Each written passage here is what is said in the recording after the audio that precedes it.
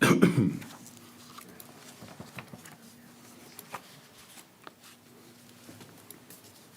evening, everyone. I'd like to welcome everyone to this class and meeting of the Planning Commission scheduled for Tuesday, October 26, 2021. I'm going to open the meeting at 7:30. Can we please stand for the Pledge of Allegiance? I pledge allegiance to the flag of the United States of America and to the republic for which it stands, one nation, under God, indivisible, with liberty and justice for all.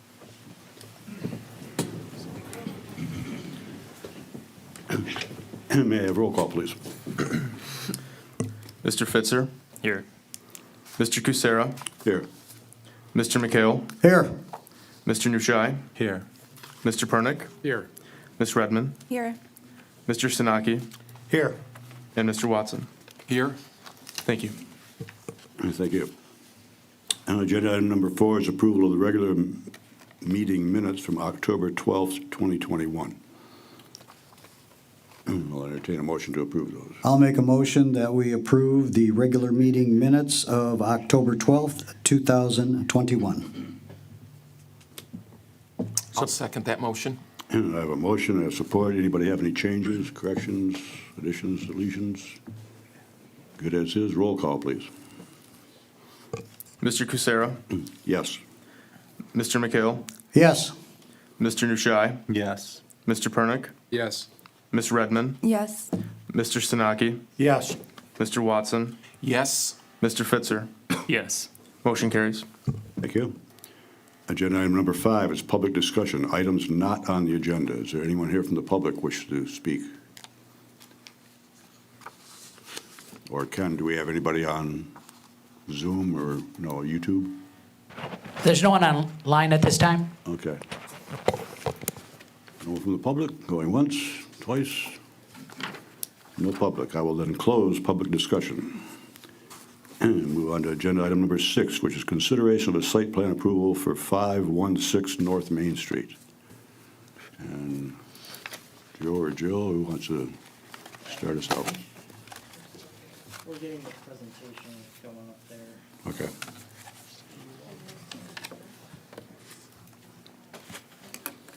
One second. Sorry.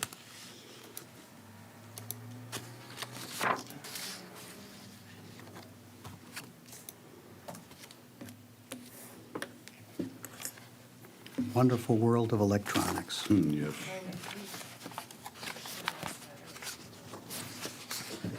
Yeah, I was going to be doing the presentation off my computer, and then I realized I have to be reading something else off my computer at the same time, and I've only got one monitor, so she's going to run the presentation up there, and I'll do the rest here. All right. Okay, yes, so 516 North Main. I think most of you are familiar with the site because we've been talking about it for most of the year now. This is at the northeast corner of North Main and Roth Boulevard. It's across from Memorial Park, next to the library. And earlier this year, on July 6th, council approved a planned unit development for this site after a recommendation from the Planning Commission. And they subsequently signed a development agreement between the applicant and the city on September 7th. So now what we're looking at is the final site plan, which basically kind of details out the things that were agreed upon at the PUD phase. So we're still looking at that same 0.55 acre site. And I've kind of left that little bit about the PUD process in there. So we had a pre-application conference, we had a conceptual review and qualification, we had a public hearing, we had a planning commission recommendation to council. Council made a decision, and then they came to an agreement on the development agreement, and that's been signed. So now we're at final site plan review. And then after final site plan review, just like any other site plan, it goes to engineering review. So when the PUD was approved, there were 5 things that were approved as part of the PUD agreement. And they were that the front setback that's on Main Street could be 6 feet. That's less than what's usually required in the O1 district. The setback to Roth was 5 feet, and that's less than what's usually required. They could have up to 30 rooms permitted where there would usually be 23 permitted in the RM1. There was a reduction in required parking from 28 to 27 spaces. And then it permitted a mix of multifamily and office uses on the site, which is usually just office. So those 6 things were agreed upon or 5 things were agreed upon as part of the PUD. And then otherwise, if we didn't vary one of the zoning standards, they have to meet the standard in the ordinance for the underlying district, which is the O1 district. So when we look at the plan they've presented as their final site plan, we find that there are 30 rooms, which is in line with the agreement. All the setbacks either meet the district standards or are in line with the agreement. Their rear setback, in particular, pretty far exceeds the requirement for the district. And then when we look at other things like the building design, they're presenting the same mix of materials that they had when they were originally presenting the plan at the PUD phase. They've got 27 parking spaces, which is what they're permitted under the agreement. And let's see, what was the other one? I think that was everything. Yeah, that's everything for the agreement. When we look at some of the other ordinance standards, they've got some bicycle parking. They have their trash enclosure, and that meets the requirements of the ordinance. Their screening, they've got their 6-foot screen wall along the eastern property line, and a portion of the northern property line. There's a little bit of a portion of that line that abuts a single-family parcel. And then they also have some canopy trees in that little pocket park behind the building that provides sort of a green belt between the building and the neighborhood to the east. When we look at landscaping, they've got some street trees along Roth and some canopy trees within the site. There's some screening landscaping around there's an electrical transformer in the northeast part of the site. And there's a screening hedge along the southernmost parking space that's right near Roth Boulevard. And then there's some foundation plantings along the road, both on Main and Roth. And they've got a list of trees to be planted in the right-of-way. They did revise that in consultation with us in engineering. And they may still have some adjustments to make based on some comments we got from engineering. But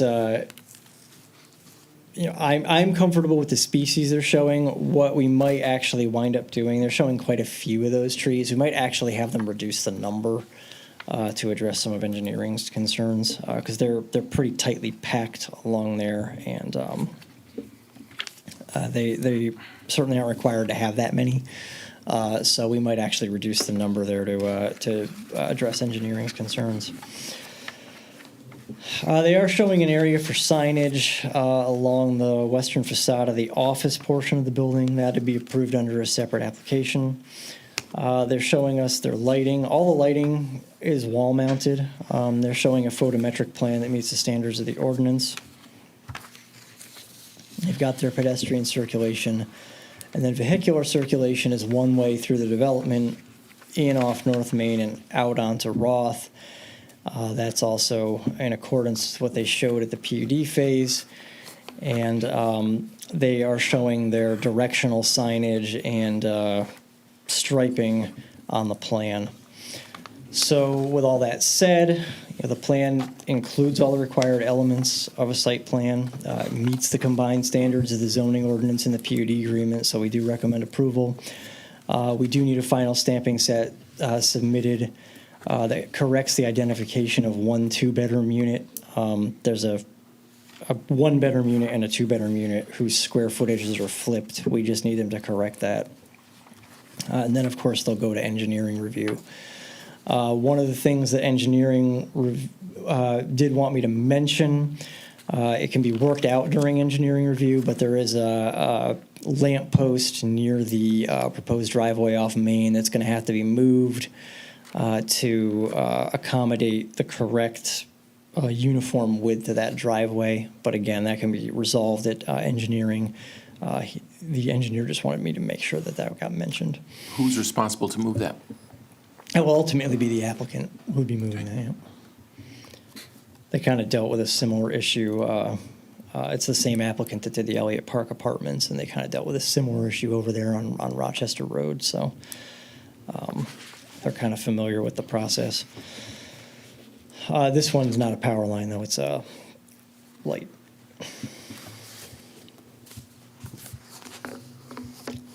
So are there any questions for me?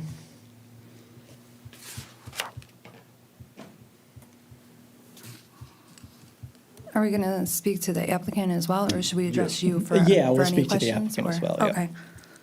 Yep, they'll be up next. No questions for Joe? Would the applicant like to address us? Good evening. My name is Jason Krieger with Krieger Cloud Architects. It's good to see everybody in person. We've spent the past year doing this over Zoom. The address is 2120 East 11 Mile, Royal Oak. With me is Anthony Randazzo and then Dennis Cowan, their attorney. So I want to thank you guys for having us here this evening. It's been a long process, but a good one. As mentioned, we have city council approval, so we're here tonight hoping to get final site plan. Joe did a great job reviewing the site plan that we have. I don't need to regurgitate anything. What I would like to do, though, is just touch on a few of the items from the engineering report, because we are addressing those.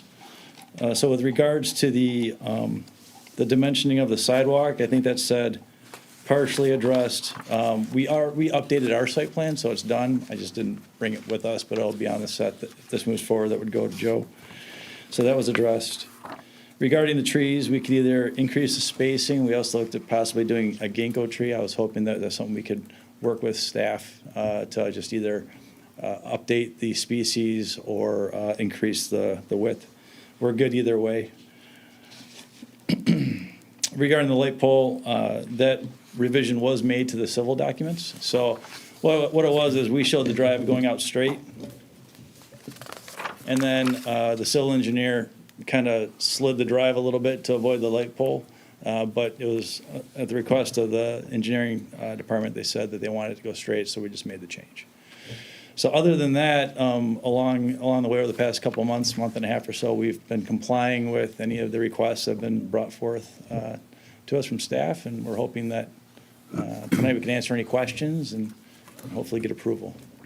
I might have a couple questions for you here. I had talked to Mr. Mueller, who lives right next door at 121. He's the closest piece of property to this. He had a couple concerns that he shared with all of us. One was what was going to happen to the fence, but then today he changed his mind, and I'm assuming his privacy fence will stay where it is. Your fence will not destroy that. It'll go next to it. That's my assumption. Correct. They'll either go next to it or his privacy fence would just remain.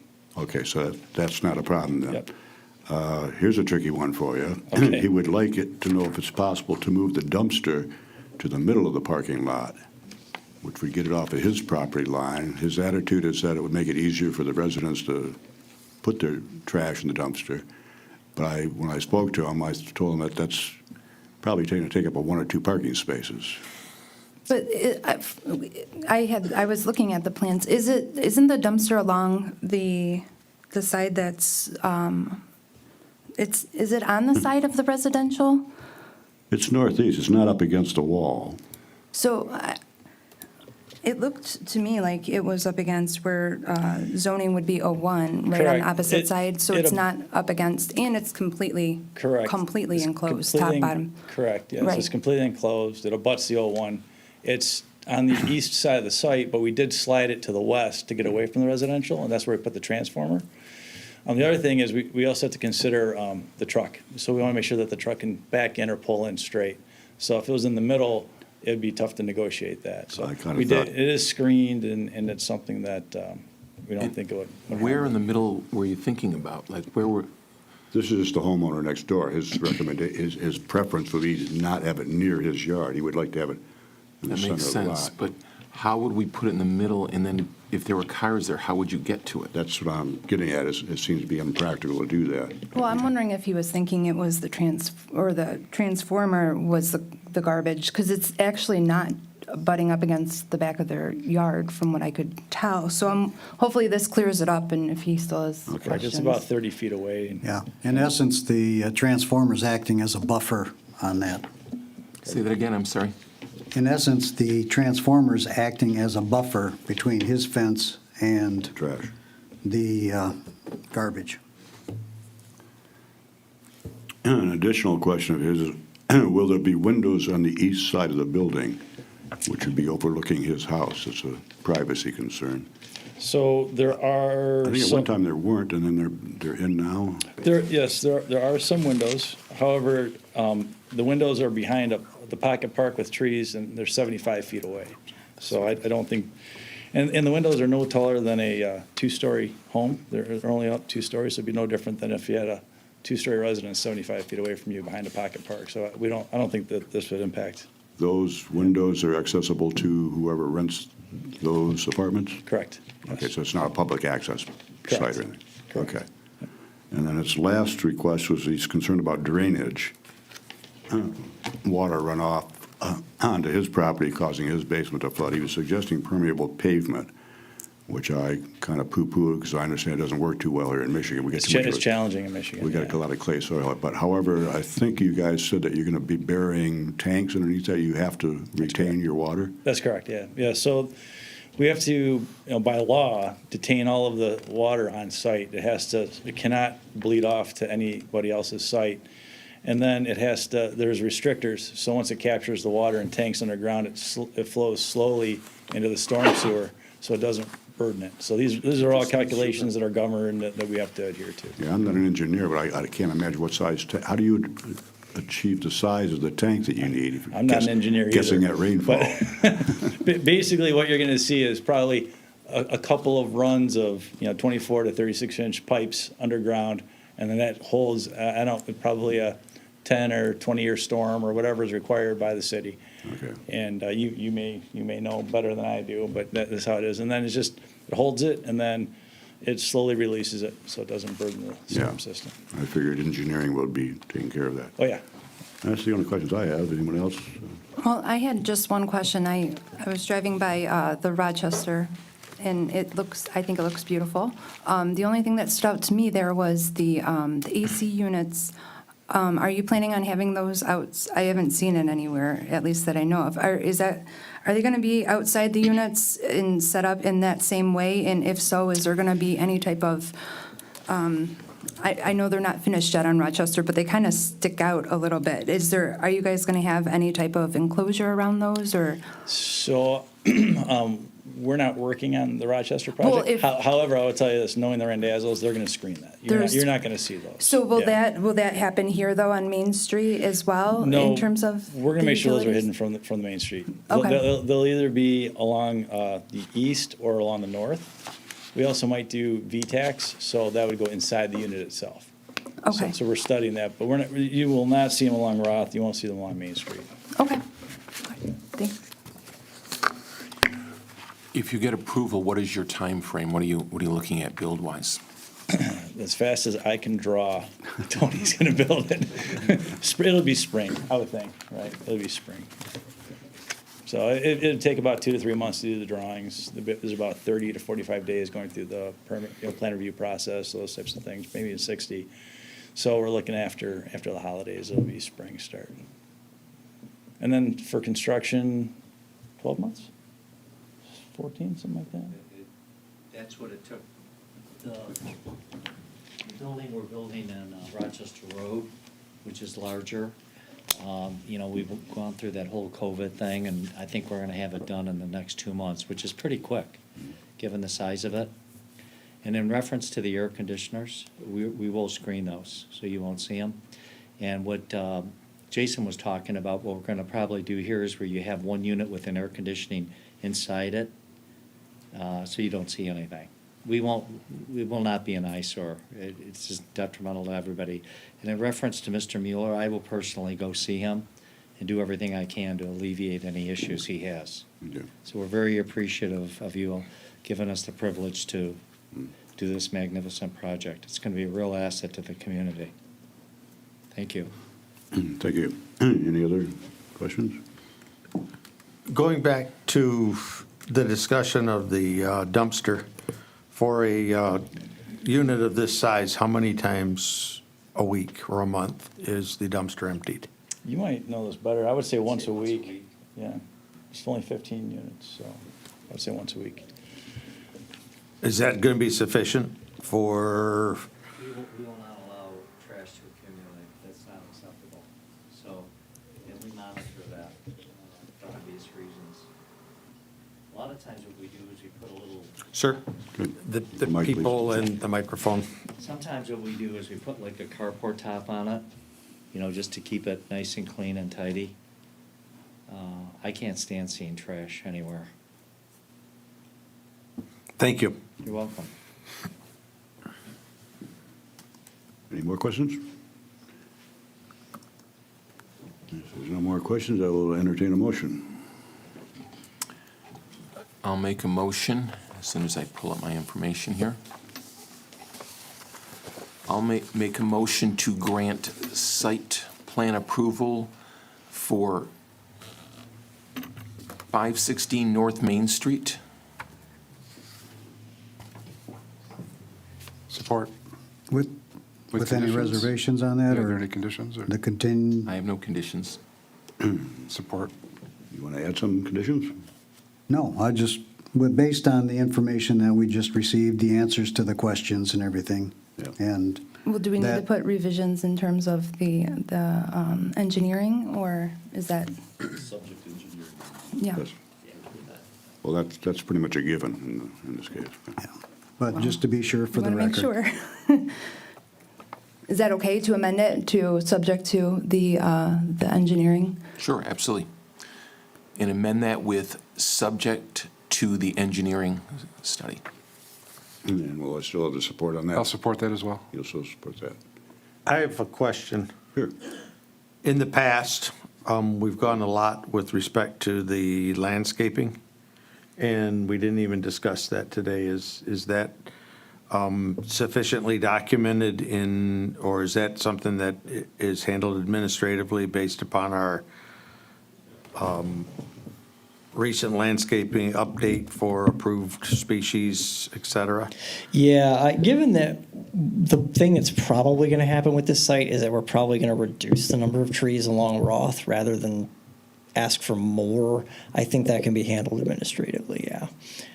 Because we're just going to work with them to get the best possible solution over there so that, because it's a fairly narrow planting strip, so we just want to make sure that the right things are going in there to deal with the close by sidewalk and utilities that are under Roth a little ways away.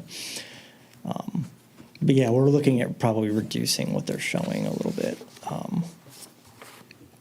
But they'll certainly be able to meet the requirements that we've got in place. Yeah, that's within the species that are available, the variations The on ones that that. they're showing, yeah, they are. Yeah, those are Okay. available species. Yeah, Yeah, exactly. there wasn't any plastic on there, so we're good. A neon palm tree. Any other discussion? Do we need to add that scenario with respect to the landscaping, and it's under discussion with the engineering for a correct spacing and amount? You could add it to your motion if you'd like to. Do we need to? I would think it'd be handled administratively. If you don't feel comfortable with that, I mean, you could add it. I mean, you can add it. It's not a big deal. It's going to happen one way or another. I would but recommend, yeah. and Might as well Scott, have it in if there. we could put that in, just basically that the the landscaping is in general with what's presented in our thing, but it'll be worked out with the engineering and administration to get the correct amount, because that was under discussion, if that's okay. Sure, no problem. We'll also add to it that the landscaping is done in accordance with what is on their site plan and in conjunction with city input. Is that what you're looking for? That would be great. Okay, and do I have support with changes? And I support that language with changes. With additions? Anything else? May I have roll call, please? Mr. McHale, Yes. Mr. Nushai, Yes. Mr. Pernick, Yes. Ms. Redmond, Yes. Mr. Sanaki, Yes. Mr. Watson, Yes? Mr. Fitzer, Yes. Mr. Cusero. Yes. Motion carries. Welcome to Gloucester. City. Again. Thank you. Thanks, Norm.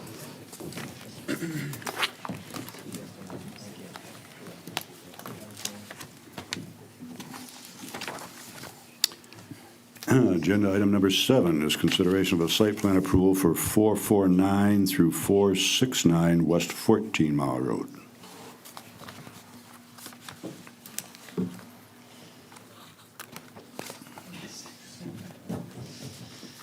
All right, so the next one is also a familiar site. So this is 449 through 469 West 14 Mile. You may know it from Hungry Howie's or Sozai, or there's a salon in there as well. And basically the backstory on this one is that, and Rennis, feel free to jump in if you feel like you need to explain anything, but they completed a facade, or they began a facade update last fall, almost exactly a year ago. And there was no site plan approval granted for that facade update. They did a little work on their front walk as well. And they were planning to redo their parking lot. And it got, flagged, and they were asked to come in with a site plan for all the work that they were planning to do on the site. And basically what happened is that the PC didn't actually grant any approval at the time. We had some kind of incomplete plans, and the Planning Commission wanted things to come back, and what ultimately happened is that it went into the court system, and I guess I'll let Rennis summarize this I think part. your summary told me that I should summarize. Good evening. Yeah, just a little bit of background, and obviously you dealt with this property, so you're familiar to a great extent, but some of the background information that I took part in and the city took part in probably you don't necessarily have. So it began as an issue without going and relitigating the whole thing, because we are hampered. We have a settlement agreement in place with respect to the litigation. The case is over, closed, and done with. But in many respects, it remains a viable issue. So we tread somewhat lightly. What transpired is, the applicant initially came to the city and was told, obviously, as you will recognize incorrectly, they did need to come to the city with any sort of site plan approval or anything like that. So they began work. Obviously, when you take any such action, regardless of whatever you were told, because you're not complying with the law, you're not complying with the law. Can I ask you a question? Sorry. Yes. Who told them that? City employee, city staff, incorrectly delivered certain information. So work had already begun, and at the point that it came before you, it was almost completed halfways. And that's the moment that the stop work order went into effect. And appropriately so. It should come before this body. The information that was given was inappropriate, and that's basically what we litigated. There was there was no malice in the litigation necessarily. We're just basically, we have an applicant trying to ascertain their legal rights, nothing wrong with it. That's what we dealt with, ultimately speaking. The litigation was very brief. At the moment it was filed, obviously the city was aware of what had transpired. There wasn't a whole lot of mystery with respect to what had transpired. So there was an offer from the applicant's attorney early on in the litigation the moment after we were served to basically settle the litigation, and this is a matter of public record, to settle the litigation by way of an agreement that stated that they would be allowed to complete the work on the facade as they had started, just so that, because obviously at the moment that it stopped, litigation could go on for a couple of years in any given issue necessarily. So we didn't want that to look the way that it was looking, only half completed. So they asked to allow them to complete the facade work, and they agreed that, there was no monies exchanging hands, meaning there was no demand, city didn't pay anything, they didn't pay anything, nobody paid anything. And along with that, they agreed that they would submit, obviously, properly, they would submit the site plan to Planning Commission on the two, both obviously with respect to the facade, as well as they knew at the time that they wanted to do the asphalt work that they're doing, they're presenting before you. Because there was no, the litigation didn't materialize fully, because we didn't litigate the issues to their conclusion, right, to some sort of a formal decision.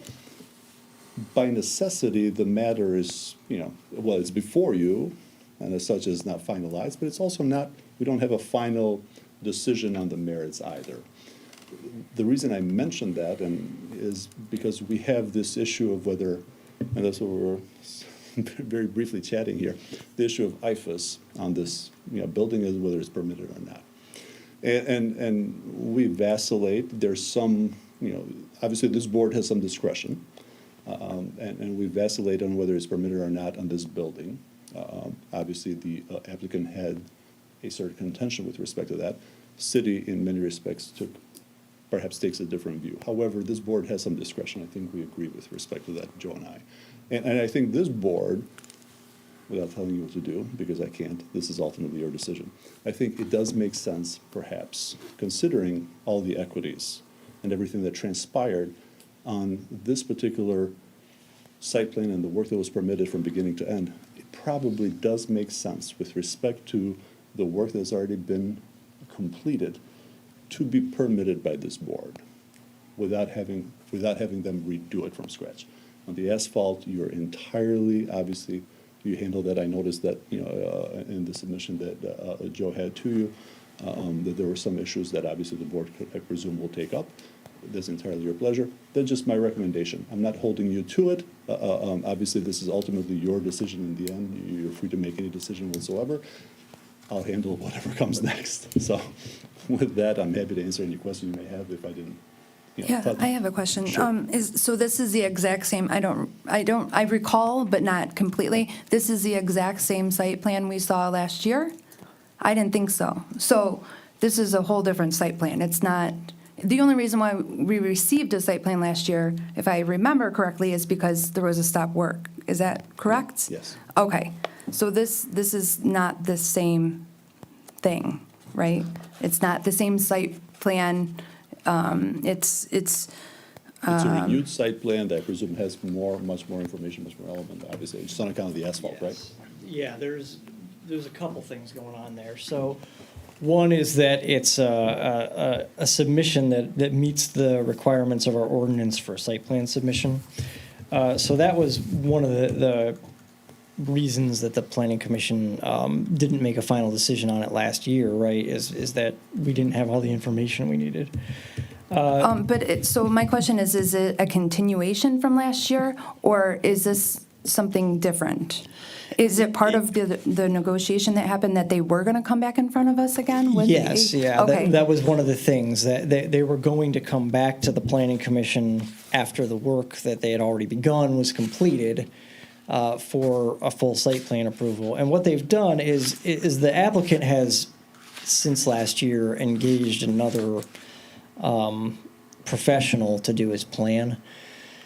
And that has precipitated some changes to the layout of the site. So you probably noticed that the layout of the site is a little different this time. And that might have been what part of what sparked your question.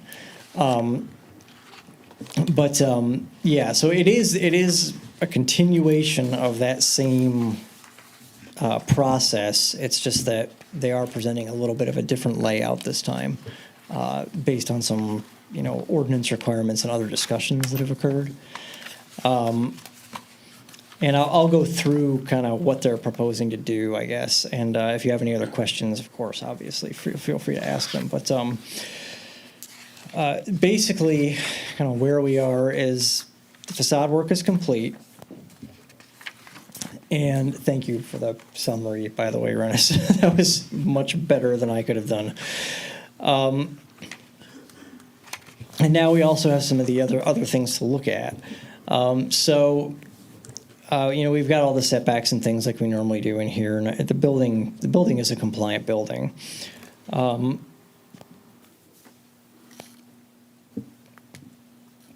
And they've got more parking on the site now than is required under ordinance. This site requires 19 parking spaces. They have about 30 right now. What they've done is they've stripped back to the required 19 parking spaces by making some changes to the configuration. Jill, if you can move it forward like 2 slides, I think. Yeah, because that's the current configuration. And that's their proposed configuration. Yeah, there we go. So what you can see is they've got a couple of, right now it's all diagonal spaces with one-way circulation through the middle of them. If you are on the site ever, you noticed probably that people don't just go one way through the site. I've seen quite a few people driving out onto Nama, but nominally the site has one-way circulation through that area right now. And the other thing is it's got diagonal spaces that go down a dead-end drive aisle, which that's hard to back out of, right? So they've straightened all the spaces out, and they've got them all perpendicular now, except for a couple that are now parallel spaces. There's a couple next to the loading space that you see on the site there on the east side, and then there's a couple along the 14-mile right-of-way. What switching to that parallel orientation along the 14-mile right-of-way allowed them to do was we usually have a 5-foot green belt standard along the right-of-way. They couldn't get 5 feet, but they did get 3 feet of green belt, which is enough to put in a little hedge there. So they've added that alongside those parking spaces. There is a gap on the other side of the sign that could potentially also be get the same treatment. They don't actually have a marked parking space in that area. So there's that. I've noted in the review letter that you do have, that the discretion to have a discussion about the building materials. Rennis did sum up kind of the history of why the materials that are on the building are on the building. And I think it's just really important to emphasize the fact that when the applicant started putting EFS on the building, there was no malice or intent to skirt an ordinance. And in fact, at the time, we did not have an ordinance in place that prohibited EFS on the building at the ground level like we do now. So I think there's a certain amount of consideration that needs to be given to that history. When we look at lighting, I did note that they've got some fixtures on the building that aren't mounted at the correct angle. They need to be adjusted to be parallel with the ground to bring the lighting into compliance with the zoning ordinance. They're up right now. We do require everything to be at a cutoff angle, and the fixtures that are there actually can be at a cutoff angle. They've got the right design. They just need to be pointed in the right direction. They're proposing to maintain their existing sidewalks. One of the things that's shown on the plan is a ramp at the east end of the sidewalk that goes along the front of the building to the marked ADA spaces on that side of the building. That ramp isn't quite there yet. There's like a little bit of a drop off from that, so they'll have to actually make that. But it is shown on the plan, and it's shown correctly. We had DPW, police, and fire look at it, and their engineering has reviewed it. You were provided with the engineering review. So they're going to have a couple things to deal with at the engineering level. One is on the NAMA driveway side, going to perpendicular spaces creates a situation where you have a space that sticks out about a foot beyond the edge of the driveway comes in. If you draw a line straight over from where the driveway necks in. So they're going to have to work that out with engineering, how to deal with that. But overall, we have a complete submission now, and we're looking at a landscape buffer up front that's not there now that reduces an existing nonconformity. So that's something that you can discuss, whether or not you're comfortable with the way it reduces that nonconformity, and if there's anything else you might be looking for there. And then obviously we have some lighting that needs to be adjusted. Your motion should address the lighting, of course, because that's an ordinance compliance issue. But your motion should also address the other two items that are in bold, and basically say what the conclusion that you came to on those items. So, yes, we're good with the 3.5-foot landscaping buffer that they've given us because it reduces an existing nonconformity. Might be one thing that you might say in a motion. Say that again, Joe? You might say that you're good with the 3.5-foot buffer that they're giving you to reduce the existing nonconformity. You might also want something on the other side of the sign. You would also say that in your motion if you wanted that. And then the other thing is the building materials. If you're inclined to accept what's there, you would want to say that in your motion. If you're inclined to make some kind of change, you would say that in your motion as well.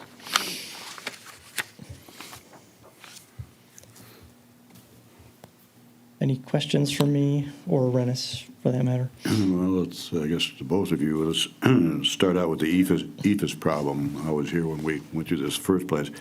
And I agree, it wasn't their fault that they got misdirection and they put the stuff up. And they started, and we pretty much put a stop to it. Mm-hmm. And then legally, they got started again. Am I to consider that they are now grandfathered in because our ordinance wasn't in effect at the time? I think that would be fair to state exactly that. I think if I were to actually, without predicting the future, if I were to litigate that issue, I think the ruling would come exactly in that fashion, that they would be grandfathered in on account of us not having our ordinance already in place. Right, that was my thought. So they're grandfathered in because we allowed them to continue? And they beat the timeline. We didn't have our ordinance in place. But when you're They put it in. grandfathered in, you also get triggered by a site plan review to come into compliance as well, correct? I'm sorry, Not- one more time.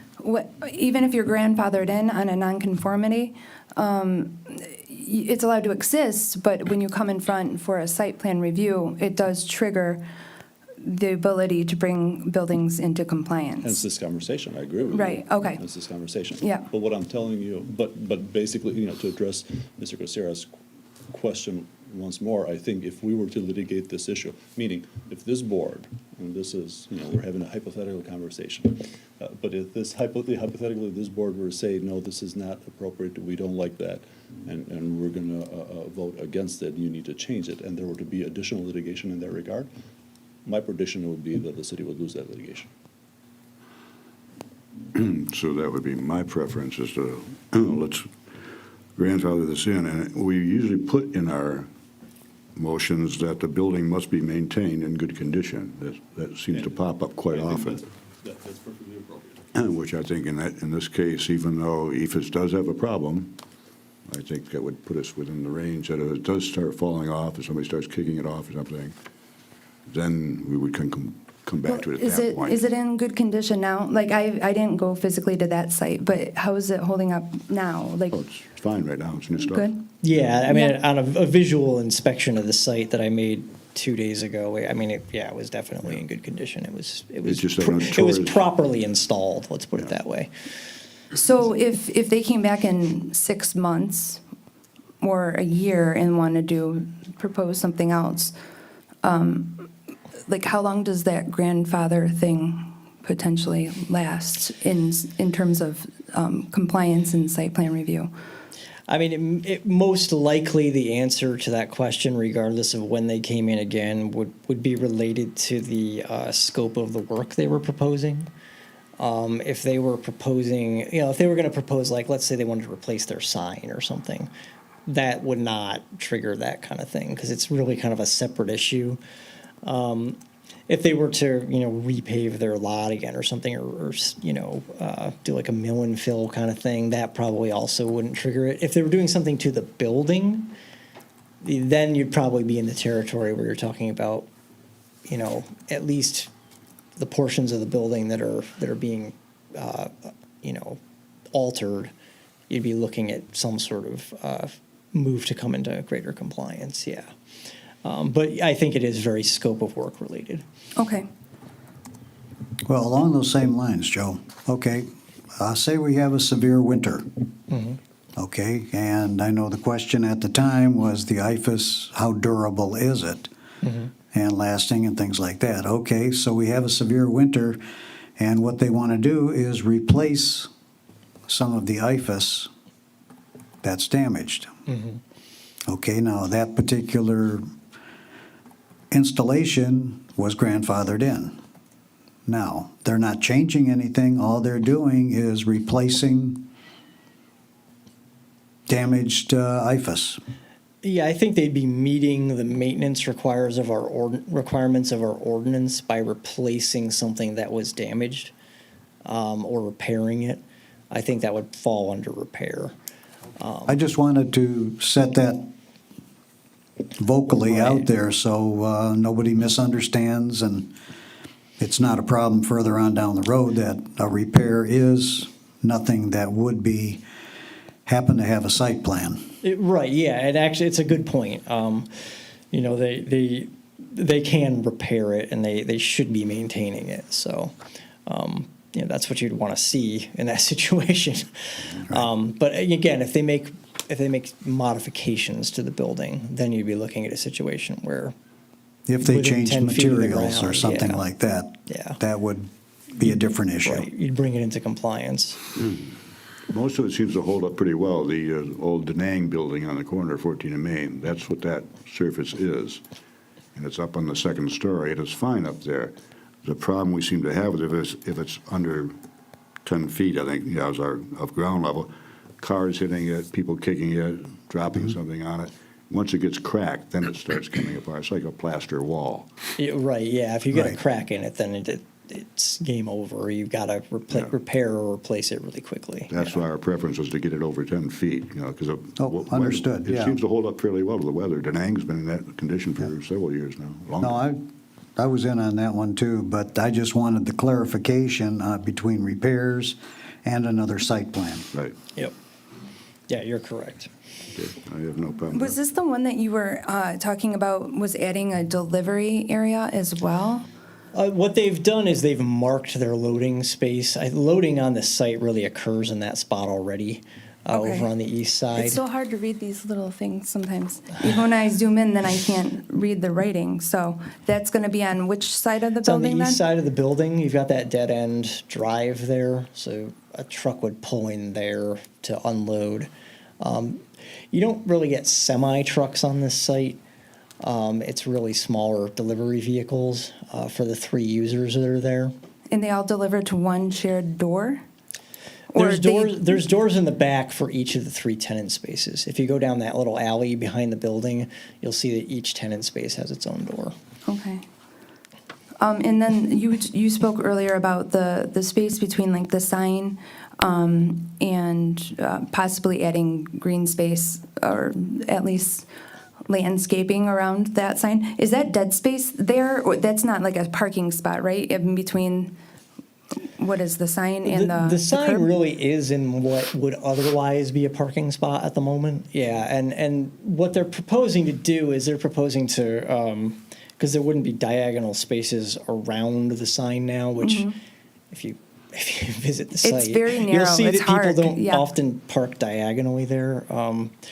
So what they're proposing to do is kind of surround it with kind of bumper blocks, really, to demarcate that space around the sign better than it's demarcated now. And then the area to the east of the sign, or to the west of the sign, rather, between that little triangle of landscaping and the sign, it's kind of just a space now. Okay, so it is it's just not like a marked dead as a space. parking space or anything. And it can't be, I mean, could it, do you know about the length of that? Is it like, it could be a parallel spot, or is Someone that? could definitely parallel park a car in it, yeah. Yeah. Okay. It's 20-something feet, I think. And then just on the other side of the sign, between the bush, the head bushes, and what is that there? That's also just kind of an empty space between the Yeah, sign there's just a and- little gap between the Okay. sign area and that, yep. Okay. Yeah, they're kind of going along the parking spaces there. But I guess the implication of what I was saying before is you have it on one side of the sign, do you want it on the other side? And that's a matter for you to discuss. So that space isn't being utilized right now for a needed space or anything like that? Not as this plan is showing it, Okay. no. No, there's not a required parking space there or anything. Just a quick question, and it might be a Rennis question. If the applicant decided that for aesthetic reasons, you know what, I'm going to redo some of the ephes at some point. I'm going to put it about, below the 10 feet. I'm going to have it look like, blue wainscot. Color is irrelevant, but to my question anyway, wainscoting around the outside. It's going to have sort of a cobblestone look to it. That's something that, are we in a position, or is the city in a position to speak to that and Yes. approve or disapprove? Yes, Okay, yeah, all right. absolutely. Definitely. Any other questions?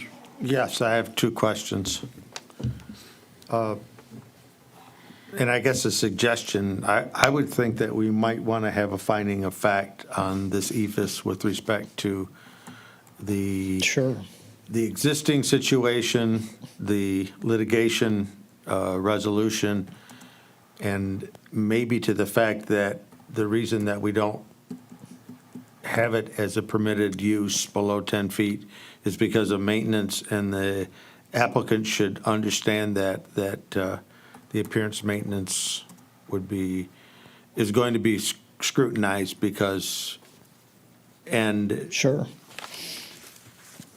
maybe just leave it open-ended at that. Yeah, Because I think that's the resolution of the discussion here, so maybe at the point in time, we might just decide to do that. With respect to parking, I don't know if I'd want to park my vehicle anywhere in this place. Is there, based upon the location of the building, the location of the driveways, and the usage, is there a better engineering resolution to parking on this than what they have shown? Because it's my understanding that they're going to go through, put the landscaping triangles and stuff, and they're going to resurface this completely and paint it. Yeah, it's going to be, So yep. that particular layout is going to be there for quite some time, and I don't know. It just seems that there's a lot of things that don't make it a great parking scenario at all. And if it's not a good parking scenario, it's going to be the tendency that people, especially those that are pulling in for a quick takeout pickup, just to park Not with respect to the lines or anything else. They're just going to pull in and park. But I wouldn't think that I don't think that this is great. It just seems to be a confusing site. And I just didn't know if there was any other engineering recommendations of how to deal with this, or if this is a best solution. I guess the other question that I don't recall being asked is the number of parking spaces based on this being this is a B, which district are we in? Oh, we're in B3. B3. Yep. B3. Yep. And is that based upon the parking requirements based on the square feet? Yeah, there's a standard for shopping centers when you have Shopping centers, okay. multi-tenant buildings. Yep, and that's what it's based on. Yep. And I guess to address the question, I did talk about this with our engineer a little bit. This site suffers from a curse that a lot of sites suffer from in Clawson, which is that it was developed originally at a time when people laid out a site by going, oh, that can go there and that can go there, and it really just not a lot of thought got put into it in the era when this building was originally built. So what you have now is this physical situation on the site where there's a building that is situated, probably not where we would put it today. It might even be up by the street and look more downtown-y, and the parking's in the back or something, And then instead of having a little alley that you can barely squeeze a car through in the back, you've got your parking a little more intelligently arranged back there. And then you've got this dead end between the two buildings where you have really no option other than to pull out. And the current design, or this proposed design, I think is actually an improvement over the existing condition, which is you've got these diagonal spaces going down both sides, very narrow maneuvering lane in the middle, and you have to, when you park in one of these diagonal spaces, you have to back all the way out down the maneuvering lane because you cannot turn around if there are other vehicles there. So having the perpendicular spaces at least gives people the opportunity to just pull out and drive out going forward. Now, as for the rest of the space, which is north of the building, you have that, dual diagonal space arrangement now, and what they're proposing is to go perpendicular and then just kind of switch to a two-way circulation, which is sort of functionally what the site has now, as I said earlier, because people really do kind of just navigate however they want on the site at the moment. So I think that provided that they can overcome the engineering issue with that one little foot of space there, and I'm confident that Mike, our engineer, can work with them to do that. That's his job. He's good at it. I think it's not a downgrade from the way the site works now. Is it a major improvement? On the east side of the building, I would say yes. On the north side, I think the nicest thing about the way it's been redone on the north side is that we get some of that landscaping buffer that we didn't have before. Otherwise, it reminds me a little bit of, I don't know if any of you ever get takeout from Ti-Fi down in Oak Park on 9 Mile. But what they have is the same arrangement where there are a few parallel spaces along the right-of-way and then perpendicular spaces along the front of the building. And it seems to work pretty well there. So, and they have a lot of traffic on that site. So, I'm confident that it won't cause problems, I guess, and it does meet our ordinance. So, Referring to? What doesn't cause problems? The two-way entry or the parking lot itself? Pretty much everything about the design. I'm confident that it's not going to cause problems. I would think that two-way, especially if there's a foot overhang, could be, if there's someone parked there, that's going to be kind of an issue. It needs to be addressed, but like I said, I'm confident that engineering review can handle how that gets addressed. And that's fairly typical to make sure that gets worked out at engineering review. And is 19 the minimal amount that they can have with Yeah, the square 19 foot? is their requirement, yeah. Okay. It looks like there's enough space for it to be better than Tie-Fi. No disrespect to Tie-Fi at all, but I think there's about a 15-foot setback from 9 Mile for that restaurant. So- Yeah. Tie-Fi has serious space constraints. They definitely got less constraints here. So it looks like there is space here to do something, better than the current configuration. Yeah, I think so. And really maintaining the striping is going to be key. Well, now, with the delivery truck, it looks, is that correct, that if it was pulled in, it's blocking the ability to back up for the ADA, and then, is that 2 or 3 other spots?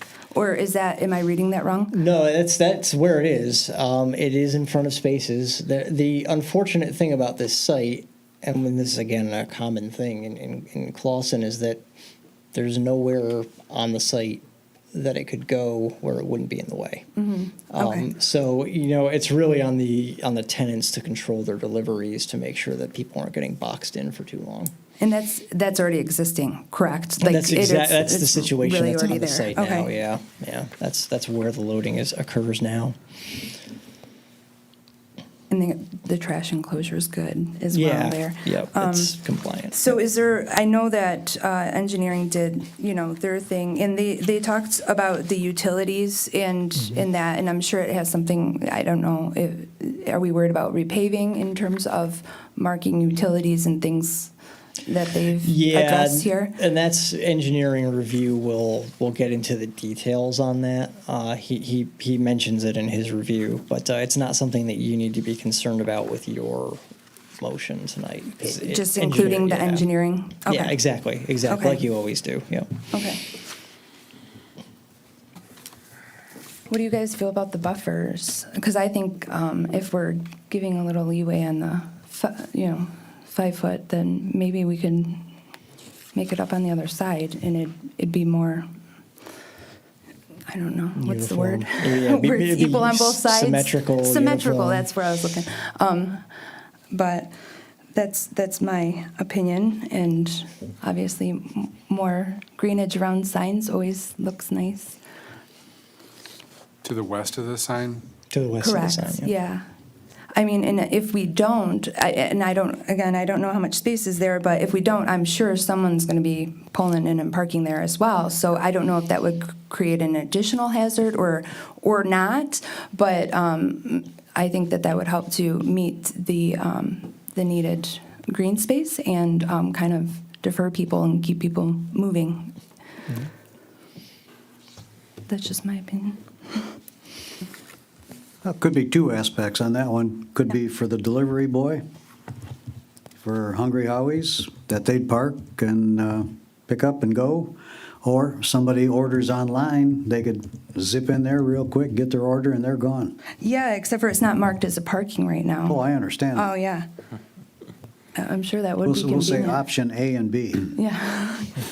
Well, yeah, I mean, if you did put the 3.5 feet on that side, just like you've got on the other side, that would actually leave by ordinance enough maneuvering lane if you did put a space there someday. Oh, So it's for- possible that you could have some sort of, We could quick have A pickup and B. space.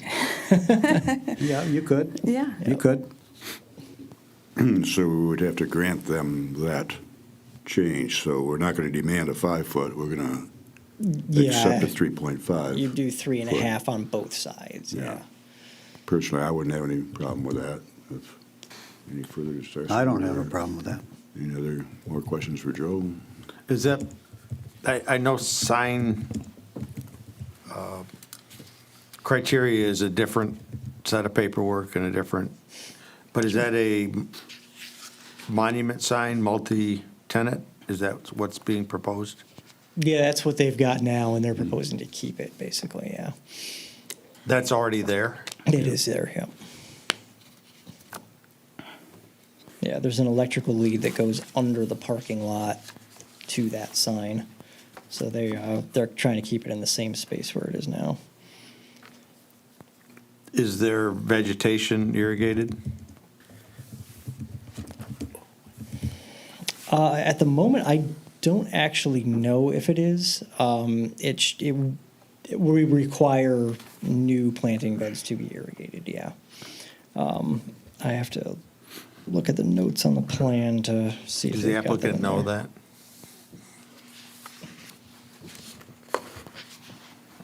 I just recall on several years ago, different building scenarios where the applicant did not know that his green spaces had to be irrigated and did the asphalt before.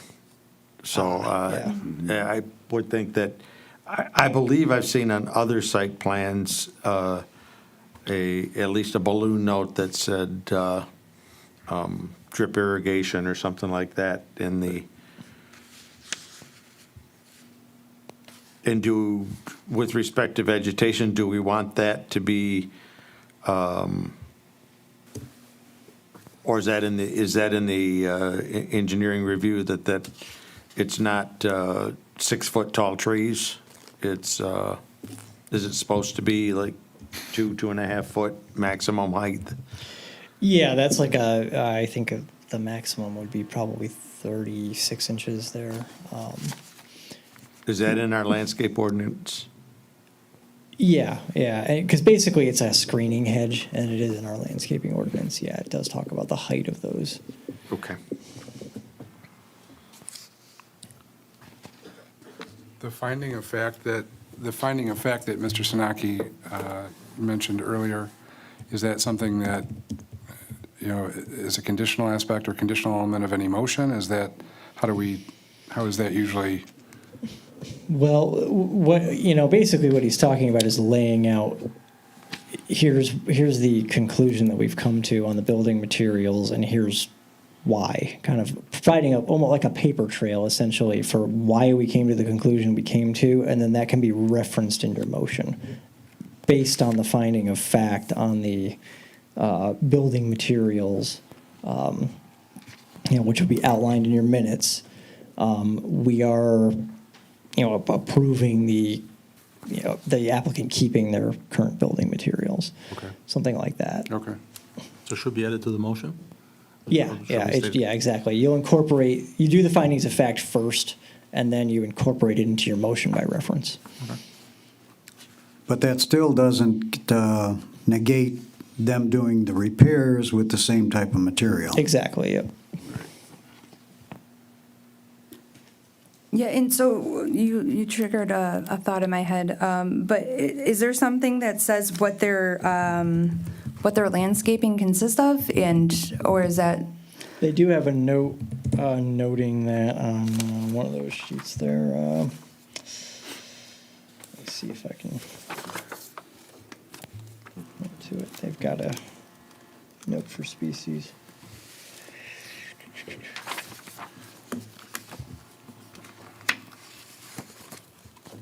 Make sure I'm opening the right one.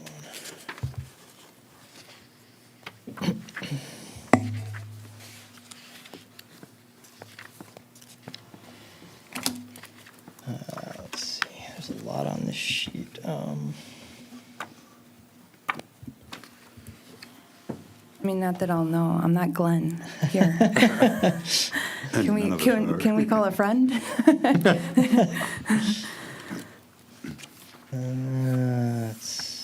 saw it somewhere. I'm trying to remember where.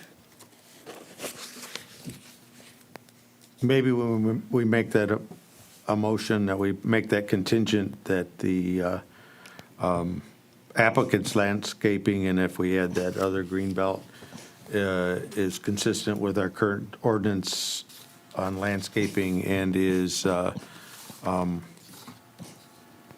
the building administrative instructions to the applicant. Sure. It's a boxwood hedge. Yeah, there's a little call out there. What the? We're racing. To your question, Ed, did you get the sheet here, site plan checklist? Several pages, there's 6 pages of what they Yeah, what yes. they have provided, what they have not provided. If you look at page 6,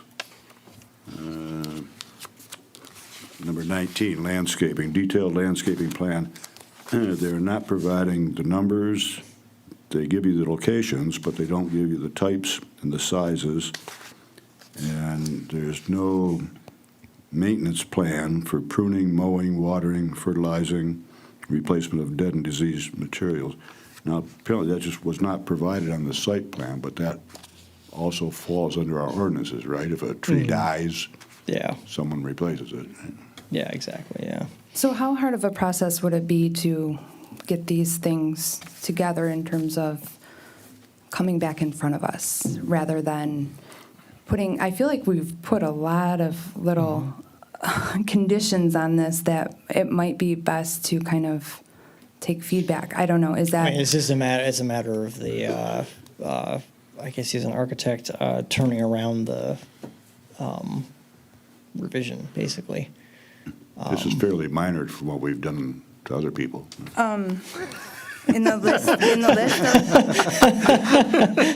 well, I've got a page long, but if you're keeping track and you can say it, then I'll It's I'll not just- that long of a to-do list. Okay. I would like to, when you get around to watering the plants, though, I don't know if we have a city ordinance on that. If you put a plant in, must you irrigate it? I've got Yeah, it your here. landscaping beds are supposed to be irrigated. Okay, yeah. in that case, it wouldn't fall upon us, it would fall upon the city to enforce that, correct? We can call it out that we want it Yeah, done yeah. on the site plan. I mean, what you could say is that your landscaping has to meet the The criteria of the city. criteria of the landscaping of the zoning ordinance, and we can check that when they submit a revised plan, because they're going to have to submit a revised plan that incorporates any changes that you Prior to ask moving for. forward, they're going to submit, Yeah. but not in front of us, correct? Not necessarily. If you give them conditional approval, they wouldn't submit it back to you. It would just be administratively reviewed. Yeah. By who's administrative? Well, it'd be me and Joan and anybody else who needs to look at it. If Okay. we would probably put it in front of fire and all the other agencies as well. Again, Okay. just to get their sign off on it. Right, the same, similar with the lighting requirements. They would not have to come back in front of us for that. That can be handled administratively. Right, and they're just tipping them down basically. Does anybody have any questions of the applicant? Well, no, I was just going to add one on there. Now, on the watering, that could be done manually though, too, right? Doesn't have to be timed or anything, line fed or anything like that, Well, we don't say couldn't it has to be timed or censored or anything like that, but it does have to be irrigated per the ordinance. So that implies that they're putting some sort of system out there that. Because I does thought take just the care of opposite. I watering. thought that we couldn't have hand watering. It seems to me we had a place right on Main Street, and they redid the entire building, and we asked for irrigation to be put in. They came back and they didn't put the irrigation in. His system was a garden hose and a sprinkler system that he was going to use. And I don't know the outcome of that. I don't think that was allowable because you don't want a garden hose running across the public sidewalk and you never know what's on or off. That went to the ZBA, and my recollection is that he put in a bunch of stones, and that's all we got. That was it? Okay. Because Okay. the scenario was the asphalt people just left. Oh, yeah. And I right, yeah. didn't dig the trench, bury the line like I should have. And then that particular business said, well, we'll just water it. And we said, yeah, sure. Yeah. Because things die. Yeah.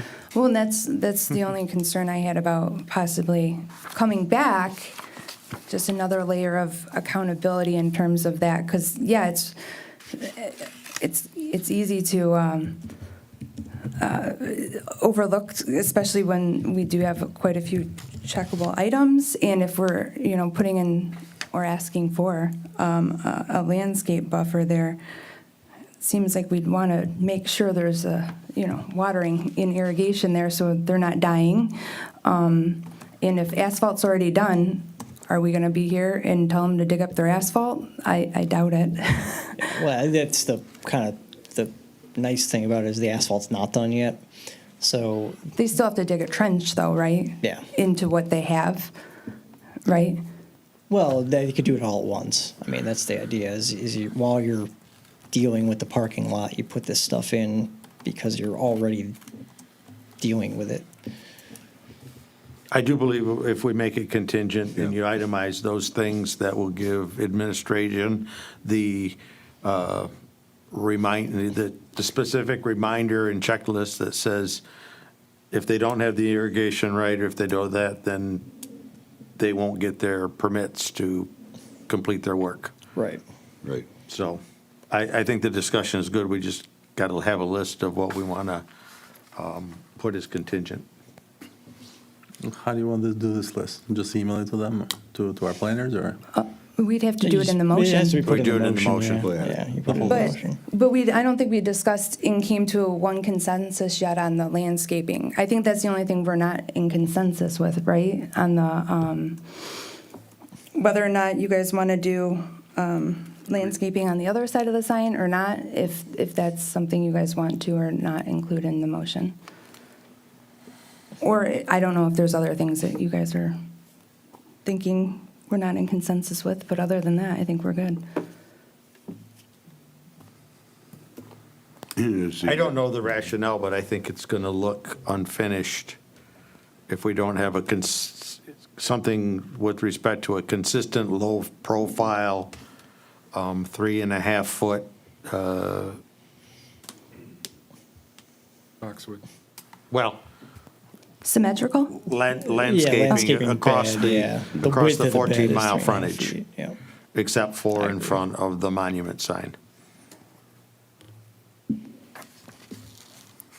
Is the applicant here? Would you like to take the microphone and tell us how you feel about this?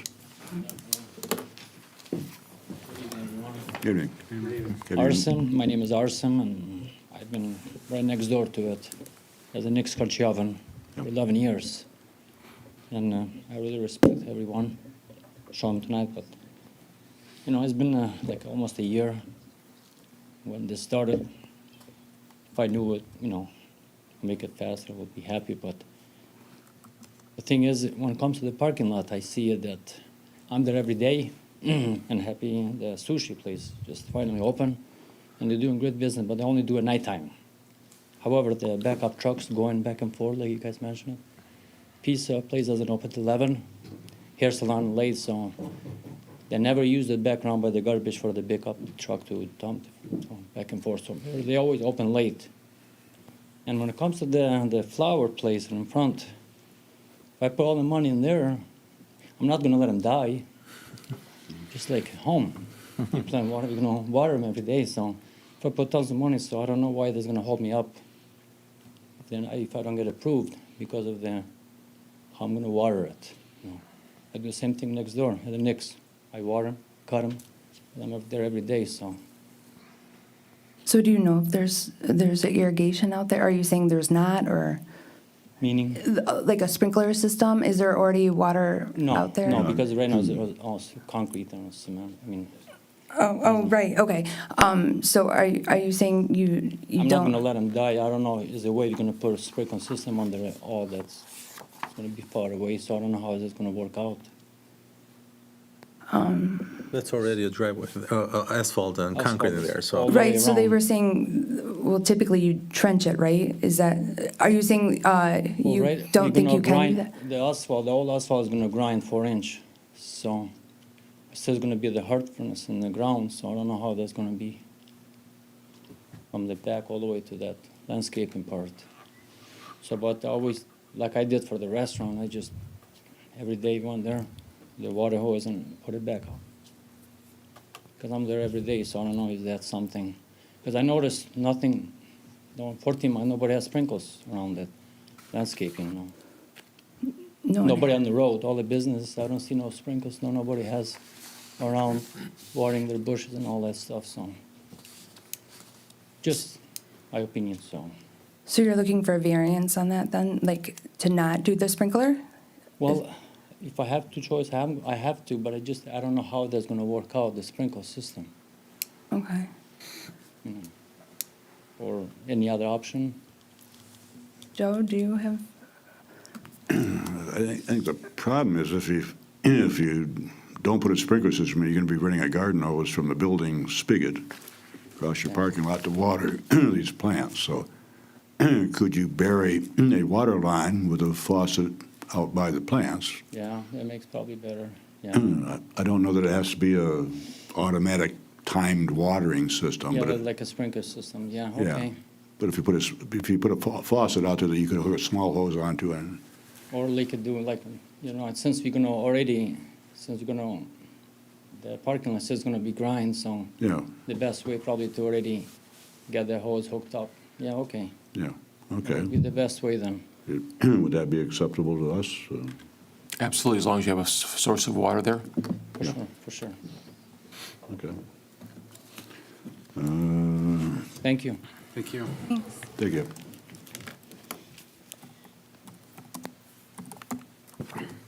Any further discussion before we? Yes, I do.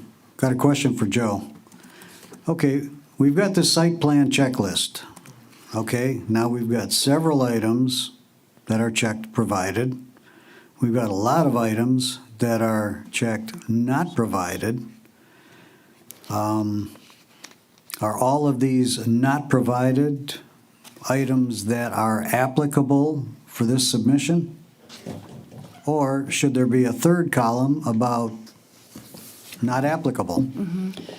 A not applicable column probably would be a good idea, now that you mention it, because certainly not every item is applicable to every site plan. I mean, that's definitely the case. There's usually a couple things that are applicable that are missing on any given site plan.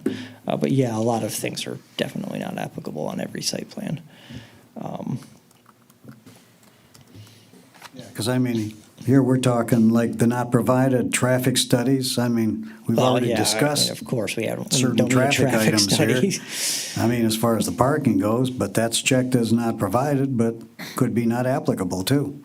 Right. Based on the existing condition that the parking lot's in now and the way the traffic flows. Sure. Well, and a traffic study is usually for a larger development anyway, where you're actually seeing how much traffic is going to be generated by the site. So obviously you don't need that here because it's the same thing that's always been there. Well, so. you've still got three concerns of three businesses in that particular section, and you're going to have a good flow based on the items that they have. So, but I was just curious about all these items.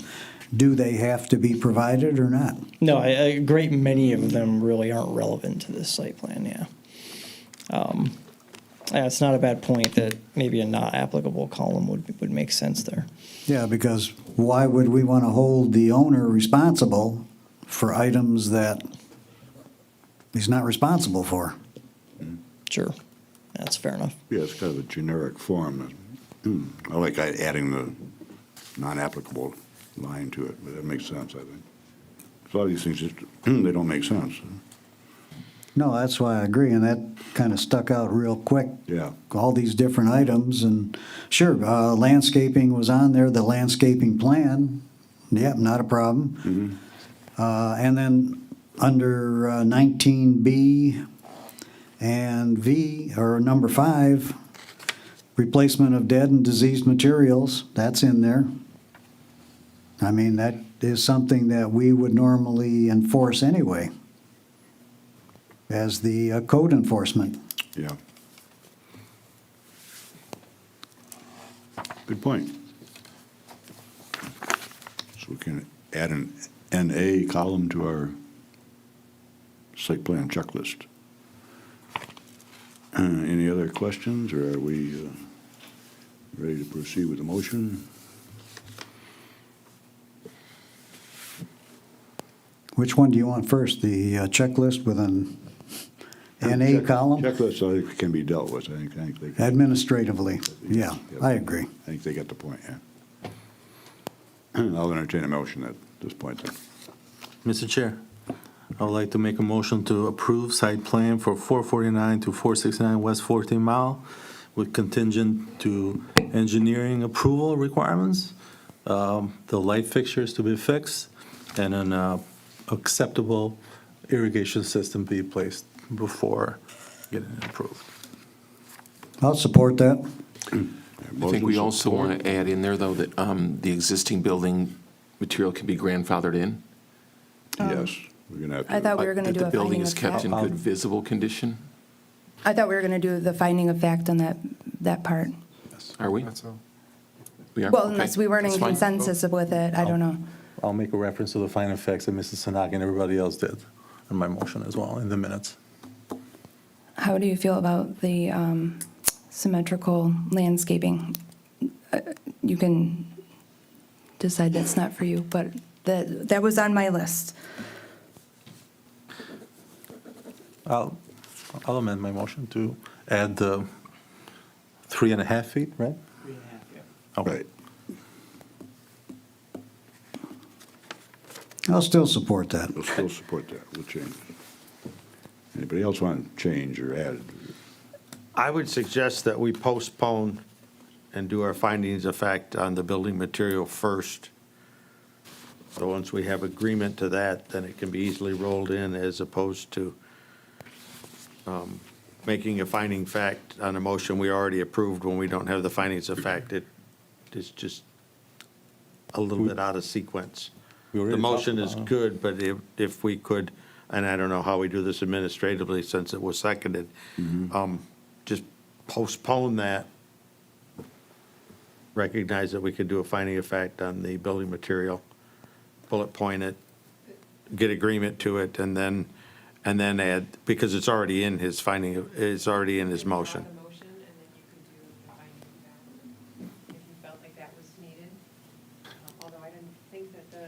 Yeah, I think We- Mrs. Sanaki, because he Yeah. referenced he referenced your finding of, your statement with respect to the finding of fact. So I think so long as you're okay with the statement that you made on the finding of fact, and he references it in a motion, Nick, I will volunteer, will pull that out of the record, and it'll be stated as such. So the moment you approve your motion, if there's a vote approving the motion, it will approve the finding of fact as well. That works for me. That'll work? Okay, what's the bottom line on the effect on that, Ed? Again, From my perspective, whenever we have more than a two-sentence discussion on something, we ought to get the members of the board to agree that that is a fact that we recognize. We reached some conclusions, drew some information, and we solidify it as a finding of fact, as opposed to, well, yeah, Ed said that, but we don't know that the majority of the board was in consensus with what Ed said. I think that's a perfectly fair statement, and what I can tell you is that, sometime down the road, 5 years, 10 years, whenever, this issue comes about, a planner or an attorney making representations before you will have looked in the minutes, will have been able to find that on the minutes, to be able to give you the sense of the board at the time, of the planning commission at the time, of this particular body. I think that's why I think that's an astute way of handling it. oh, no, I understand completely. I just wanted everybody on the same page with you, Ed. If I could, I think essentially what I'm understanding to be the general consensus of the planning commission is basically that the applicant acted in good faith in beginning the project and was permitted to complete the work on the facade based on a legal settlement, and therefore it makes sense to allow them to have a facade that is non-compliant, moving forward until such time that they would change it in the future.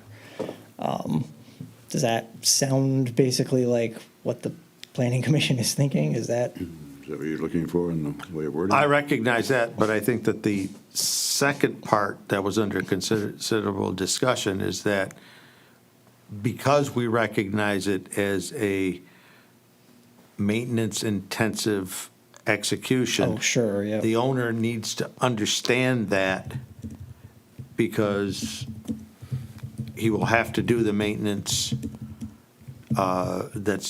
that's needed with that material. And then if it becomes cost prohibitive, I would think that he would understand on his own that maybe he redoes the bottom portion in something that is Different material. a more durable material. But there was that discussion. I think the first part, Joe, you put that together really well. And then the second part, I would think of that finding of fact is that this board reinforces the maintenance aspect Sure. with that, with our allowance of that material.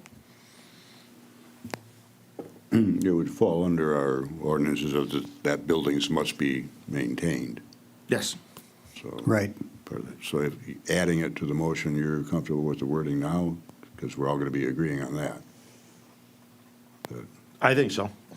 And I'm still going How to you doing over there, Nick? second it. Might have to rewatch this. I still second it. You're happy with making the changes? You made the motion? I am. You're happy with second? I'm happy. Did we include irrigation? I'm sorry. I We did. did, right? Okay, just wanted to make sure. Cool. Irrigation and your landscape. Yes. It's not my landscape, it's his, but thank you. Okay, It's accepted. May I have roll call, please?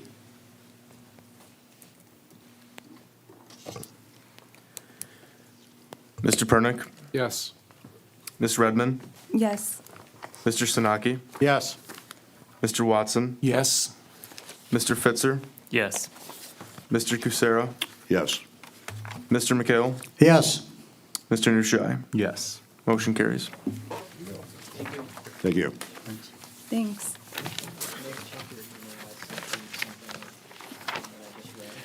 Agenda item number 8.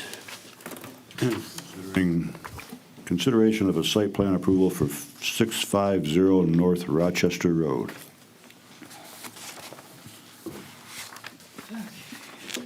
Heavy site plan like tonight.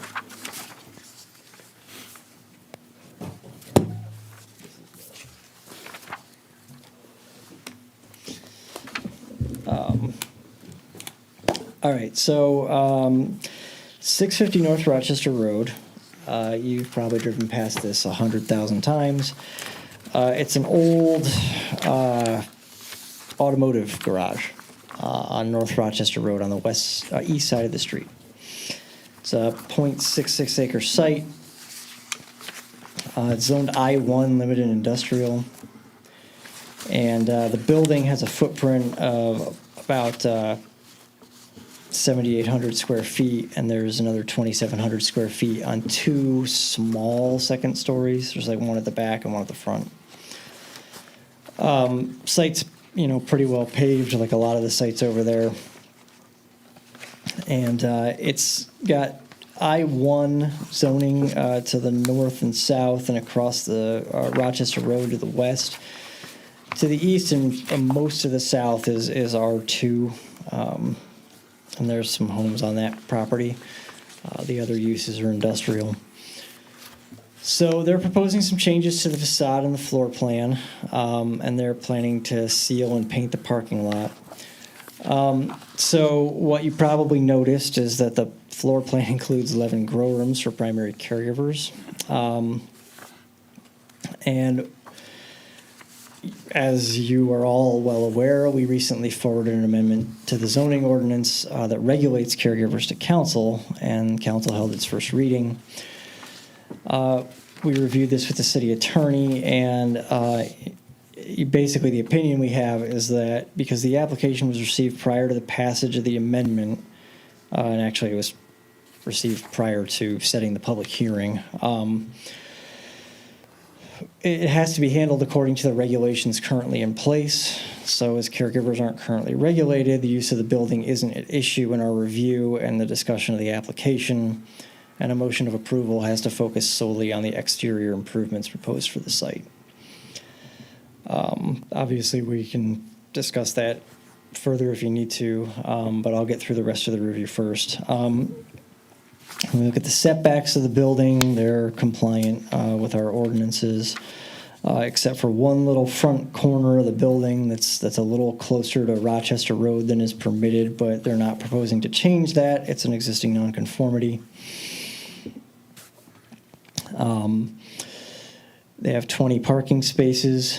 The use that's proposed doesn't currently have a parking requirement, so we applied the regular industrial parking standard of 1 space per 500 square feet of usable floor area, which requires 18 spaces. So they've got 20. They've got a loading area identified on the north side of the building. They have a dumpster enclosure that meets the standards of section 1050. They're proposing to close up all of the old vehicle bays, and basically they're going to use concrete masonry units that match the rest of the building, and then they'll paint them to match the building. As far as screening, they have the required screen wall in place on the eastern and southern property lines. The site doesn't really have much landscaping on it. There's a little bit of grass south of the building and then a little bit in front of it on the Rochester Road side. They're not proposing to change the existing landscape except to clean up the brush south of the building on some other maintenance. There's one young tree in the front yard that's pretty badly in need of grooming at the moment. So I did want to note that needs some attention because I don't think it's gotten much attention in the last couple of years. They're not proposing to change signage on the site, but we have a site plan in front of us. We have an existing non-conforming pole sign. Generally speaking, we require that non-conforming signs be removed at the time of site plan approval, so that pole sign should be removed, and that should be part of any motion that you might make to approve this site plan. When we look at lighting, they're proposing to add some lighting to the front and north sides of the building. It notes that they'll be down facing. We do need a detail of the fixture in the photometric diagram to make sure that those are compliant. Pedestrian circulation, they're keeping their existing sidewalk. And then the parking lot's still going to be accessed from North Rochester. The property to the north has one little building on it, and that's accessed via the same driveway via an access easement. And then we do have DPW, police, and fire have looked at this and signed off. Engineering did not review it because they're not making any changes to the site that would require engineering review. So we'd be looking at contingent approval with 2 issues, the sign and the lighting.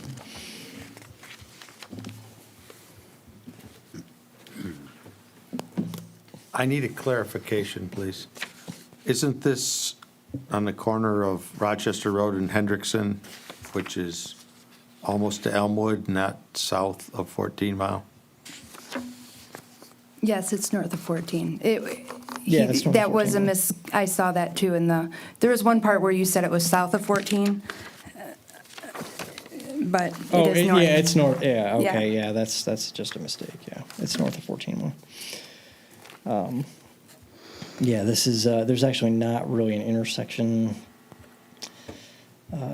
too close to this. The next street to the south is. Give me just one moment. The next street to the south is Gooddale, I believe, right? Yeah, Gooddale. It's halfway between Hendrickson and Gooddale. So, who goes to visit these sites? I went to this site, and the exterior there's many things that are in need of much care there. Mm-hmm. The wall is literally falling over. There's holes all along I don't know if it's ephes or stucco. The drive looked to be, and I sent you and Jill a few pictures.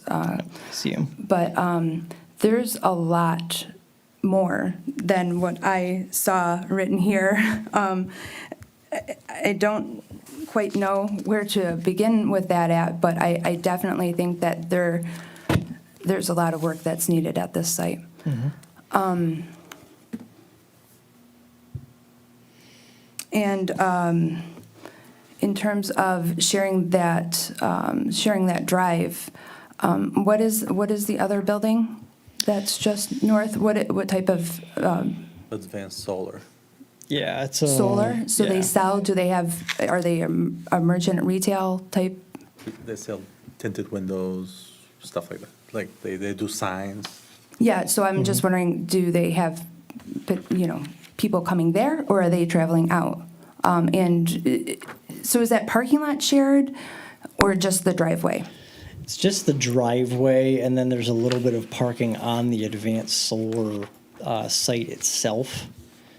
It's kind of all along the south side of the Advanced Solar building. So it basically, if you're backing out of if those parking spaces, you kind of back onto the other lot. It's one of these old situations like we've got kind of in that area where things were built weird back in the day. But that's the existing situation that they have there. Well, so the red lot up above is owned by, is this the owner of this site that's coming before us to make these changes? To my knowledge, he is the owner of the site, yes. He's the current owner? Yeah. And it's there's kind of two parcels there. There's like the one that's the building, and then there's the other one that's most of the parking and the driveway. And because there's not an existing basis of customers there, I would think, especially since on the diagram here, although they said they were caregivers, it says that they're going to be a provisional retail establishment, that there needs to be a traffic study, and I didn't think we were zoning for provisional retail at this time. We don't actually permit that at this time. And I'm sorry, which sheet is that on? I don't know what page. I also sent it to you and Jill as well.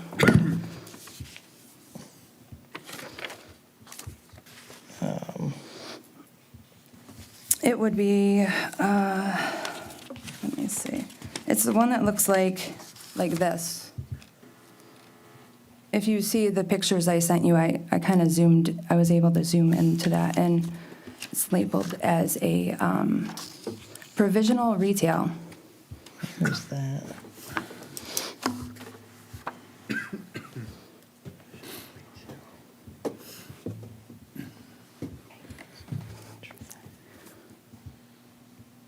You're talking something that you just sent to them only? Oh, well, I sent them pictures, yes, because I don't have a way of sharing it with you guys, but I thought if you wanted to see the pictures, what I was referring to in terms of the condition of the walls in the building. I see it in your email here. And then I also was able to take a picture of where it said, and it's on this one, but it's really hard to read, guys. So, as I was zooming in and looking around at the different proposed rooms, it's labeled on this one if you have your computer. And well, covered under building materials, item number 7 here. The plans propose to close the existing vehicles bays with concrete masonry units and paint the entire building to match. So that's going to make the building look a lot better if you're worried about the walls being in sad shape. They're going to clean this place up. Well, I think we should address the issue that they're not supposed to be here right now, essentially as a provisional center. But They can buy the building. We're talking only about the exterior. Yeah. Not talking about what's going on. They're not doing anything with it Well, yet. she They're has a buying the point, building. though, about you guys, we're supposed to know, part of our Yeah. site plan review is to talk about the business that's going there. And if these guys are a retail provisioner, that's they're- clearly not a permitted use right now. I just And figured out why I can't we find can't anything. even Yeah. fully give guidance on a site plan review for something that it's not. So, but in terms of the exterior of the building, if you were able to pull up the pictures, it's that type of, I don't know if it's ephes or stucco, but there's gaping holes in it where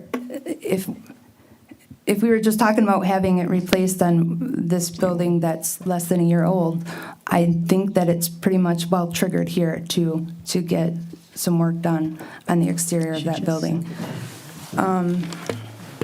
You think the new owner is going to buy a building and close in 4 or 5 bays with block work and not clean up and paint the outside? There's nothing on here that says that they're going to remove the damaged material and put a new material on there that is up to our standard. We're not, we're not, they aren't grandfathered here. No, they're not, but they're going to close the existing vehicle base with concrete masonry units and paint the entire building. It's not an EIFS on that building, it's a concrete block building. No, So it's- can you guys, are you able to show the picture? I'd like to look at the site plan though, to see, and I believe that the situation There, with the. she's right that on the floor plan, below the floor plan, it says grow room, but then there's like a note about a provision retail area that isn't shown on the floor plan, but it says provision retail below the building. So I think we need the applicant to explain why that's on there. And in fact, maybe we should have them explain that before we do anything else, because I think that's an important thing to resolve. If they are showing grow rooms but planning to do retail, that's a problem, because they can't do retail. That's something they're going to actually, Yeah, I mean, they can't do retail right now. That's well, I mean, not but permitted, what so- would stop them from saying, no, oops, that was a mistake, it's a, It's not a permitted use. yeah. Yeah, Oh, so, I understand that, but if we approve it under, oh, oops, mistake, they're actually grow rooms, that's all it's no, gonna take? I understand what you're saying. They can't do that, and it shouldn't be on there, so let's have them, let's have them explain what's going on with that, and then continue our If they conversation. do that, they're in from there. violation of the law, though, right? So what are we If they talking do about? what? If they, relax, if they do grow rooms, if they grow marijuana there, if they do whatever, it doesn't matter. Yeah, It's they legal to can't- grow there. They- It's talking about the provisional, the statement that Joe is stating, and where you're agreeing is that with respect to the provision center, they can't do that. You're indicating thereafter, what if we approve it and they do it?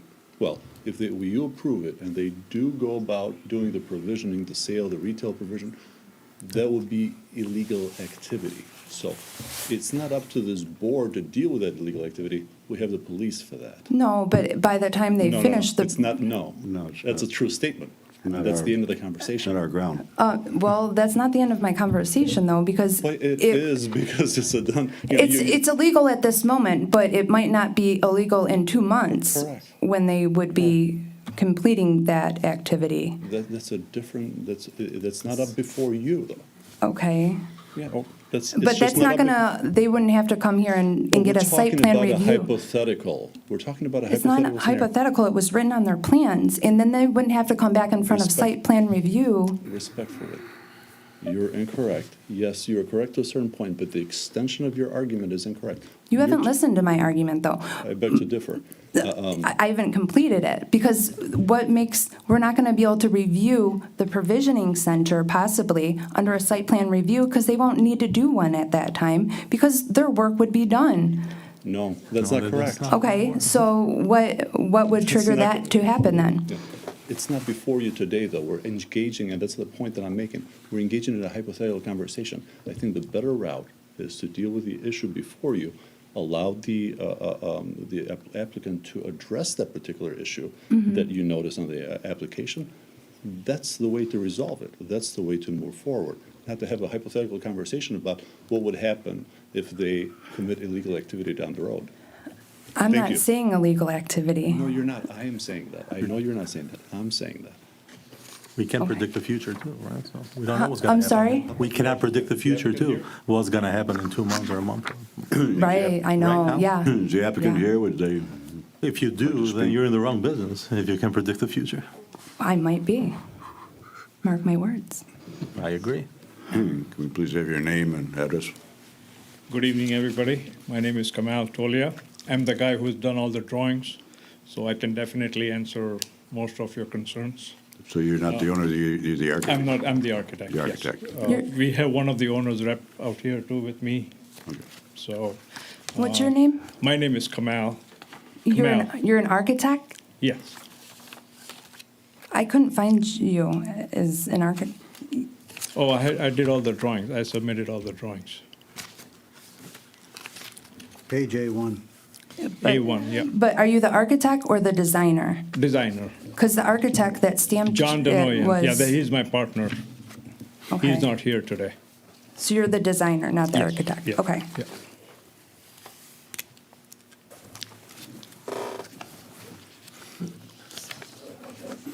So as far as the provision center, the provision thing is concerned, we are not going to do that. It's all strictly going to be grow.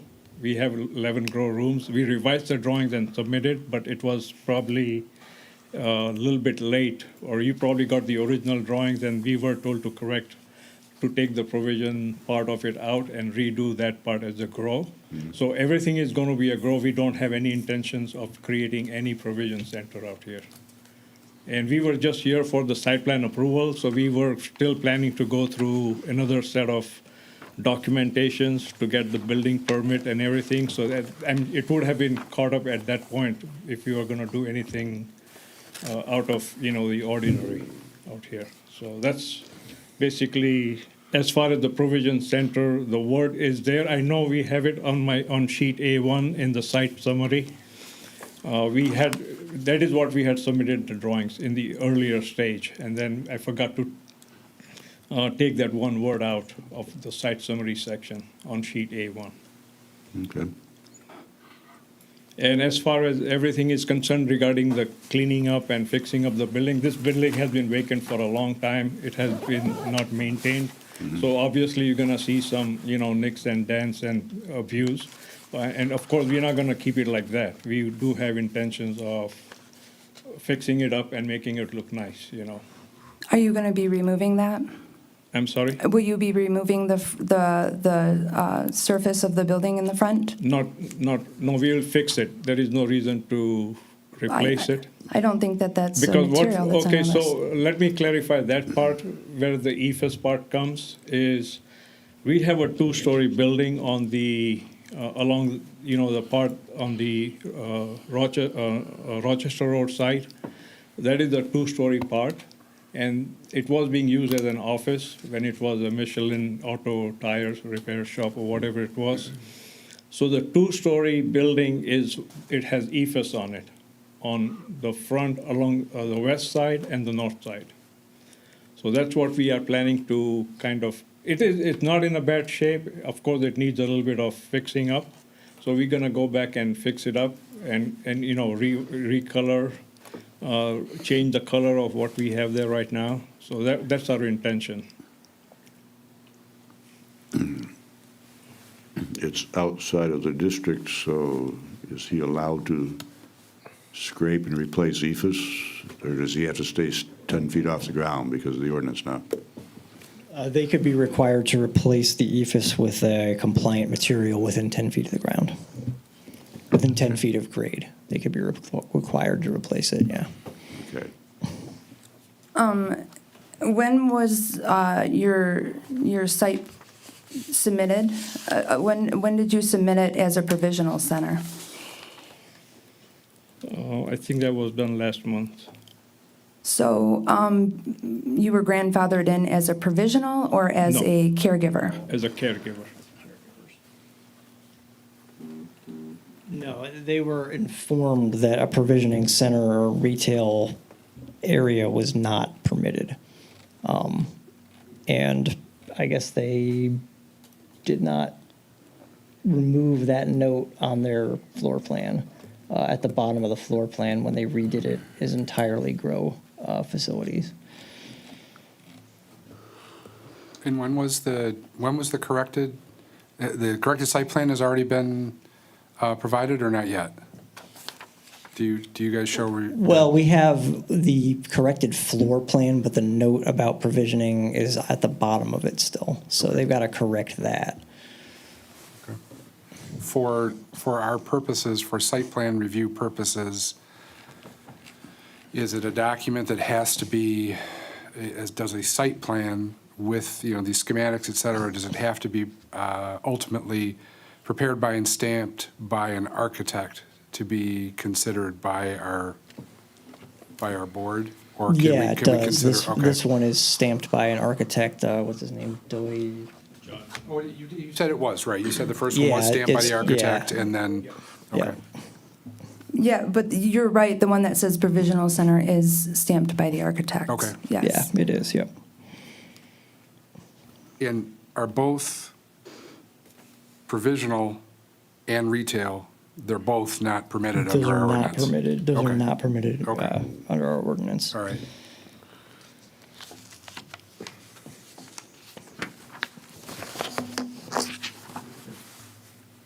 I'd like to ask a question. Certainly. Joe, yeah, I'm a little confused. Characteristically, when you come in with a site plan assessment, you start out with, this is a site in the I-1 district, and here's the permitted uses in the I-1 district. And I believe that's where we get into, we look at the intended use and then the intended changes to facilitate that use. So maybe we cut you short. Did you do that? Well, I mean, I think It's, addressing the use is a little different on this one because there's not, at the time of submission, there was not well, there still isn't a regulation on that use in this city. And because of the way state law treats the use, it can go anywhere. So we're not able to, under our current ordinance, in a month we will be able to, but under our current ordinance, we're not able to steer the use to a particular district or control how it occupies a building at the moment. So, let's say this was a building that was in great shape and didn't need any exterior work, and the site was in great condition, they could have just put all these grow units in there. And as long as they met the state regulation, I mean, they wouldn't even have had to come to us. In this case, they are redoing the facade of the building, and that always triggers site plan review. So, here we are, I guess. The timing obviously is, Interesting. yeah. so then I guess, at least for me, I think we should enumerate this in its requirements for the site with respect to the I-1 district. So what does the building meet? What does the building not meet in the I-1 district to be considered for renovation? Sure. And I read this, and now I'm reading it again. You do have the dimensional requirements.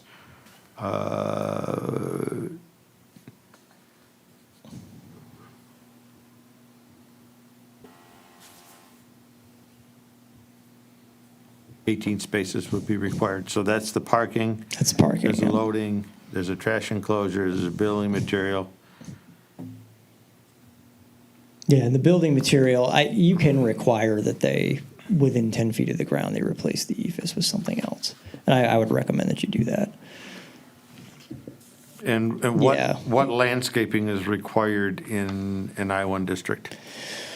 Well, it's really there's a frontage landscaping requirement that basically there'd be a tree required there. They've got one. Like I said earlier, it's in kind of rough shape. So Is that shown on the site plan? is the tree shown on the site plan? No, what they plan on doing with the landscape? Well, They're saying they're going to clean up the landscaping that's there, essentially. That's what the note on the site plan says. Yeah, I mean, I'm sure they could replace the tree. It really, what the tree needs is grooming. It's got like branches coming out at the very bottom of the trunk and stuff. It's clearly not been, tended to. It's not dead or anything, but it's definitely not been tended to. Would you guys, are Well, I you guys guess able if- to put up the pictures that I was referring to about the wall and the actual building and parking lot? Right. Yeah, the wall should be repaired. In yeah. the tree, I don't know which tree you're talking about, but there's two there, and one's clearly, it doesn't have a leaf existing on it. Oh, is there? There's. Yeah. I was kind of focusing on the one that really had like branches shooting out from the bottom of it. Okay, there's a smaller, I kind of have a good picture of what the front landscaping currently looks like, so it might be helpful to It's see kind that of a as well. jungle right now. Yeah. And my other question was on the, here it says that the paint will be discretion of the owner. So is the owner gonna come up and talk or like talk about what he's got going on with the building and the paint colors and things like that, or? Yeah. Yep. My name's Sal DeLisi.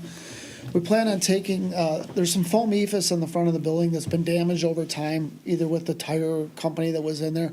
We plan on, filling that in and painting the building, caulking, and then reworking the landscaping up there. There is landscaping there is bushes, but they just haven't been taken care of in years. There's weeds around the property. We plan on just kind of re-going through everything, restriping the parking lot to kind of more outline the spaces that you guys are going to require for the parking. Above and beyond that, I mean, if we have to take a tree out or add in whatever. So you're the current owner, or is Zach the Zach's the current? current owner, and I'm purchasing the property. I'm in the process of it. Okay. Is there a reason that might prevent you from finishing the project and purchasing the property? One more time? Is there anything that would prevent you from purchasing this and completing your project? No. We want to get moving as soon as possible. That's why we came to you guys today, laid everything out. We're familiar that you guys are working on an ordinance. That's why we've tried to conform with that, brought it into the industrial area, and that's kind of, what we're looking to do. We're trying to just kind of blend in and fix up the property. You won't With even what know it's there. ordinance? The ordinance you guys are working on that may be in regards to where you want the caregivers and how many you can have in each house and all that stuff. But you have 11 and ours said 5. I'm not sure what you mean by you're trying to conform. I'm sorry, what did you say? You have 11 on yours and ours says 5. You said you were trying to conform Well, to ours? It's only gonna be 3 caregivers. They're just rooms broken up for different patients. So there'll be 3 total For caregivers. different patients? Yes.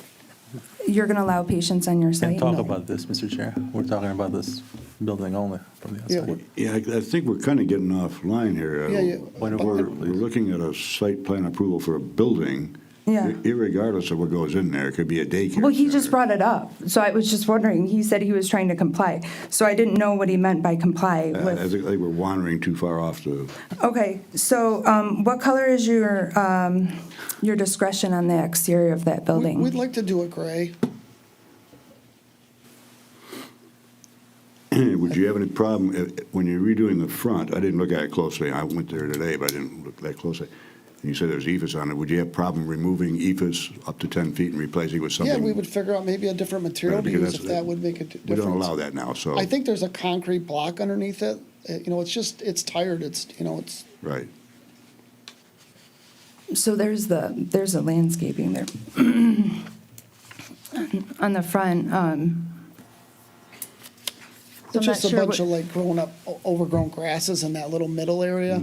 So which tree are you gonna keep there? I don't know, one looks in the middle to me, I mean, it looks maybe like it has to come down, it's just a small one, but I wanted to clean up that whole little garden area there, and, you know, it just needs a little cleanup, the whole property's like that, it's just overgrown.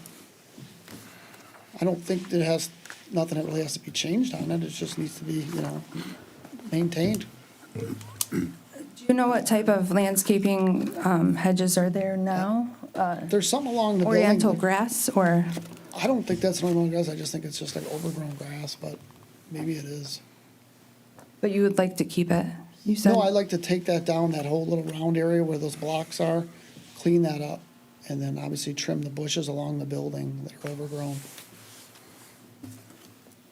Okay, was that in your site plan at all? We just put in there, we clean up the landscaping. No, but It says existing landscaping to remain, and there's a note about trimming and cleaning things.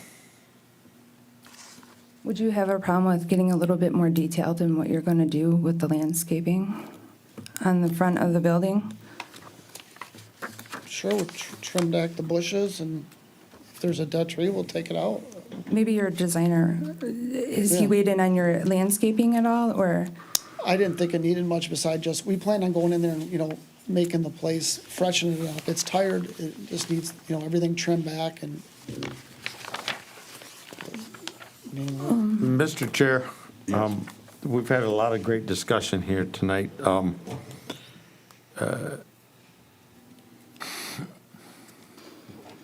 I would propose that we should be enumerating in a finding of fact the things that need to be addressed on the site plan. I don't believe that the site plan is sufficient right now for us to make a decision.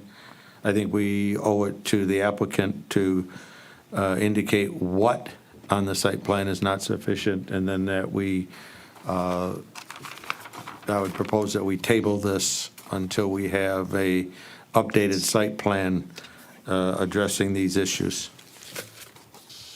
I would second. Oh. If I could just interject a little bit and go along with Ed on that, why do I have a site plan checklist with 60 line items not addressed or not provided? They're blanked or not provided, but I've got 60 line items here on a site plan checklist. Because we didn't put the NA box in there. No, there's a lot that's missing But there. there's blanks too. I know. I mean, and these are site plan which would address the building, the surroundings, The walls. and just address the building site itself, Irrespective of whatever the proposed business would be. whatever. Yeah, yep. Sure. Now, Mr. Sinaki, your attitude is, this gives them a list Well, of. what if I make a motion that we propose a finding of fact? I list what I have on my list, and then I open it up to additions or corrections, and then we look at that finding of fact, and then we determine after that our next step. You're not going to go for or against the site plan, you're just going to enumerate difficulties with it? Is that where you're headed? Or are you going to say yes or no? Yeah, I think he wants to establish what needs to happen. I'm saying that I do not have enough information as a member of this board to make any decision right now. And I'd like to tell the applicant what he needs to do. And it needs to come back in writing to this committee of what he's going to do. Let me make my motion, if you're okay, and Sure. then we can see if somebody wants to second it or add to it, and we'll go from there. Very good. Mr. Chair, I'd like to make a motion with respect to the site plan review at 650 North Rochester Road as presented today. I believe that in the finding of fact, we have insufficient information on the site plan with respect to landscaping, irrigation, an indication of approved building material, especially with respect to what's at grade level right now. We don't have information on colors. We don't have information on lighting. And we need the applicant to understand that the existing pole sign must be removed as part of the site plan. I'm not gonna, I'll wait till. I'd like Should to we wait to discuss? include the checklist to update, and that would substantiates some of Mr. Sinaki's concerns on that too, because there is a checklist inside that addresses those items. But this is quite useless for me. Ed, I didn't go through quite everything. I feel like if, in my opinion, Mr. Chair, there's no motion yet, no support yet. Yeah, there's no support. oh, okay, well then I'll wait. And you're adding an addition. I'm adding checklist, and the would you checklist in there. Add that to your This is motion. Well, still- I was going to say that I would like to reference the incomplete checklist and have the applicant go through all of those items, and we would propose that if it doesn't apply, you indicate not applicable. Right, it sounds like we've got two people who might want to add to the motion, Right. so one of them should second the motion. can I I'll too. second- second, get a second? I'll second that, And then we'll have discussion, yeah. Okay, so I have motion and I have support on it. yes. Okay, now we can discuss. Okay, So I agree with referencing the checklist, incomplete checklist, and indicating to the applicant if it doesn't apply, please indicate that, but otherwise, those items that do apply need to be provided. And then if there are other things that I missed in this list, I'd appreciate it, because we had a lot of discussion. well, I was, I like the idea of where you're going. However, I haven't discussed in detail. So if this would confine us in some way from maybe having other things that might need to be addressed at that site, I would rather vote it down and have them come back with a complete site plan. Well, that's kind of what we're getting at, so I think what you should do is if you got additional concerns, is you should enumerate what those are and ask if the maker of the motion and the seconder of the motion would like to add them to the motion. How is that different than motioning it to say no on the site plan? Or Well, what they're doing is they're postponing to allow the applicant to provide updated information. And so what's the difference between that and a denial of a site plan? if you deny it, then that's it. If they postpone, then the applicant gets a chance to rectify the missing information. And then they would come back, right? Yeah, they'd be back before you, yeah, exactly. Right. And we're looking at the site itself. Right. Yeah, so there's a motion on the table, so that's what we're discussing. So if there's things that you want in that motion, regardless of whether or not you're planning on voting for the motion, if there are things that, let's say the motion passes, that you think should be in it, now is your chance to offer them to the maker of the motion and the seconder, and to see if they'll accept them into the motion. All right, can you read your checklists there again, one more time for me? The things that I put down that I did not see on the site plan are landscaping, irrigation, approved building material, especially at grade level, colors, lighting, and then indicate that the existing pole sign must be removed. And then Mr. McHale added that if we reference the checklist, there are many missing items in there that I mean, essentially, that should cover everything, right? The checklist should cover everything that a site Right, plan because is, the parking but- lot is included in that, and any of those missing items would have to be included in the site plan on that. Yeah. All references to uses that aren't permitted should be removed from all sheets too. There's that reference to the provisioning and retail that should not be there. That absolutely has to be removed. Okay, corrections to the previously submitted site plan. Want to put that in there, Ed? Yes, sir. Yes. Yeah, well, if you're gonna have them do that, I don't know if they need to remove the mixed use trigger that's on here as well, because it's labeled as a mixed use as well. Under one of the, I think it was one of these, it's on one of the sheets, I don't know. I'm looking at too many different things here. In one of the boxes, you know how they have the architect boxes? So, okay, let's see, there's also the parking lot that's in terrible, condition as it is. I'm also curious to know about the sloping of the parking lot, and the condition of it. I don't know if the, the police or whoever, the DPW and fire, and what terms they looked at this under. But it would seem like DPW should maybe weigh in on some things with the water and how it might flow on that site, or whoever it is that, or engineering, actually, not DPW. I'm curious about driveway shared usage.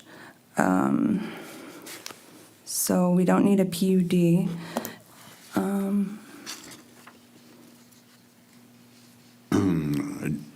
Item number 14, other agency review. DPW, police, and fire have indicated that the plan, as revised, is acceptable. So that takes care of that problem. Even if we accept and approve a site plan, engineering is always involved in the final of that. So Of looking, that, not if it's not in our site plan, they won't, are we talking about the drive itself? The parking lot? I don't believe we go out there and pound the pavement and look at the blacktop and the plumbing. I think that's done by AEW. They look at it. They tell us. I don't know where the plumbing is.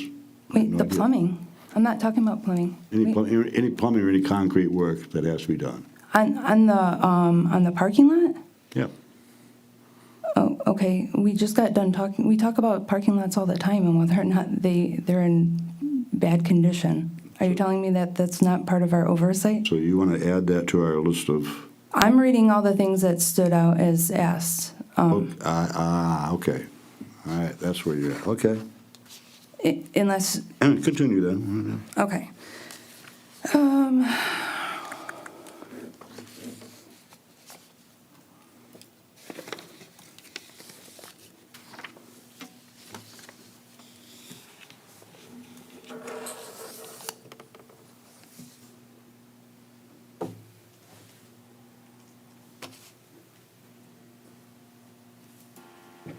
So I have, if I'm allowed, I have the driveway, the wall, and,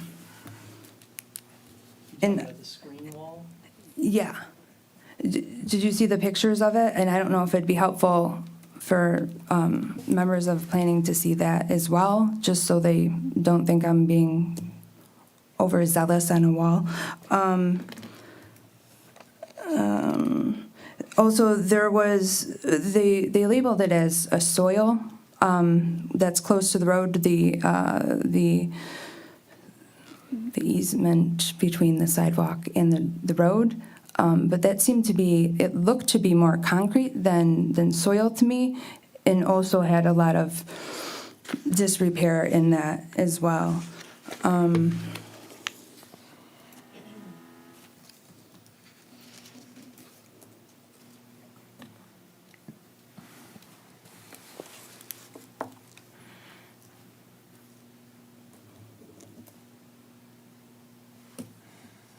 Would it be the engineering, Joe, that would come and look at the drainage flow of a drive or parking lot to see if there's water buildup and issues currently causing issues? Yeah, it's generally what engineering looks at. In this case, they had waived the site plan review that they would, typically do when there's a lot of site work based on the scope of work that was proposed. But I can ask them to look at things.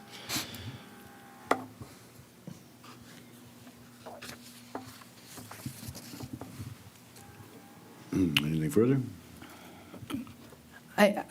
We can move on. I'm not through my notes, but we can move on if you'd like since he kind of got us all covered with this. I would have to with ask the Mr. checklist. Sinaki if he would add the additions you already made, your driveway and the screen wall. I think I had two things that were enumerated, that there's a screening wall. We should have a copy of their shared driveway agreement. And I think these are great to enumerate, but I go back to Mr. McHale's statement that the checklist is pretty comprehensive and a lot of missing information, and that's why I would recommend that we make this finding of fact to give to the applicant, and the next step, I would believe, would be a motion to table this until we have a revised site plan. Do we have to settle the first motion first? Yes. Oh, So Yes, I agree with that. Got the This motion. This motion I is second it. is content. I support. Support it again with these changes. I support again. Okay. Now, the motion is not denying the site plan approval. It's This is just finding a fact. It's findings of fact. And then, also, this is completely separate of approval, delaying, rejecting. Absolutely. Okay, this is a completely separate thing. This is findings of fact only. What I'm proposing, and maybe we got to put this at the beginning of the motion, and I don't know if I stated it that way. Need the applicant This to is a- provide these items. This is a recognition from the Planning Commission that the site plan is incomplete, and therefore, members of the Planning Commission cannot proceed with a good review until we have this information. That's the reason that I would say that we need to kind of take a pause. Okay, that's clear. You- And I support. You still support that? I still support that. Okay, can I have roll call on that vote, please? Mr. Nushai, Yes. Mr. Pernick, Yes. Ms. Redmond, no. Mr. Sinaki, Yes. Mr. Watson. Yes. Mr. Fitzer, Yes. Mr. Cusero, Yes. Mr. McHale. Yes. Motion carries. Okay, now we move on to another motion, correct? Mr. Chair, I'd like to make a motion that, based upon our enumeration of the missing items and the finding of fact, that we give that instruction to the applicant for a revised site plan and table this motion until we have a revised site plan is submitted and reviewed by our planner. With the corrections that we noted too. Yes. Based on the findings. Based upon all those corrections and the finding of fact. Okay, that's a motion. Do I have I'll support for that? second Support. Oh, No, I have a motion, I have support. Is tabling the right term to use? Postpone. postpone. Okay. I thought you said table. I know, but they said postpone, so we'll- So it's going to be postponed. Nick will fix Okay. that. Scott still would probably, I can't speak for him, but he'd probably still support Probably that. support that, use changing the word from table to postpone? Absolutely. I support that. Very good. Any other comments at this time? Seeing none, roll call, please. Mr. Sinaki, Yes. Mr. Watson. Yes. Mr. Fitzer, Yes. Mr. Cusero, Yes. Mr. McHale, Yes. Mr. Nushai, Yes. Mr. Pernick, Yes. Ms. Redmond. I mean, do I vote on this one since I said no to the first? It's separate, okay. No? Motion carries.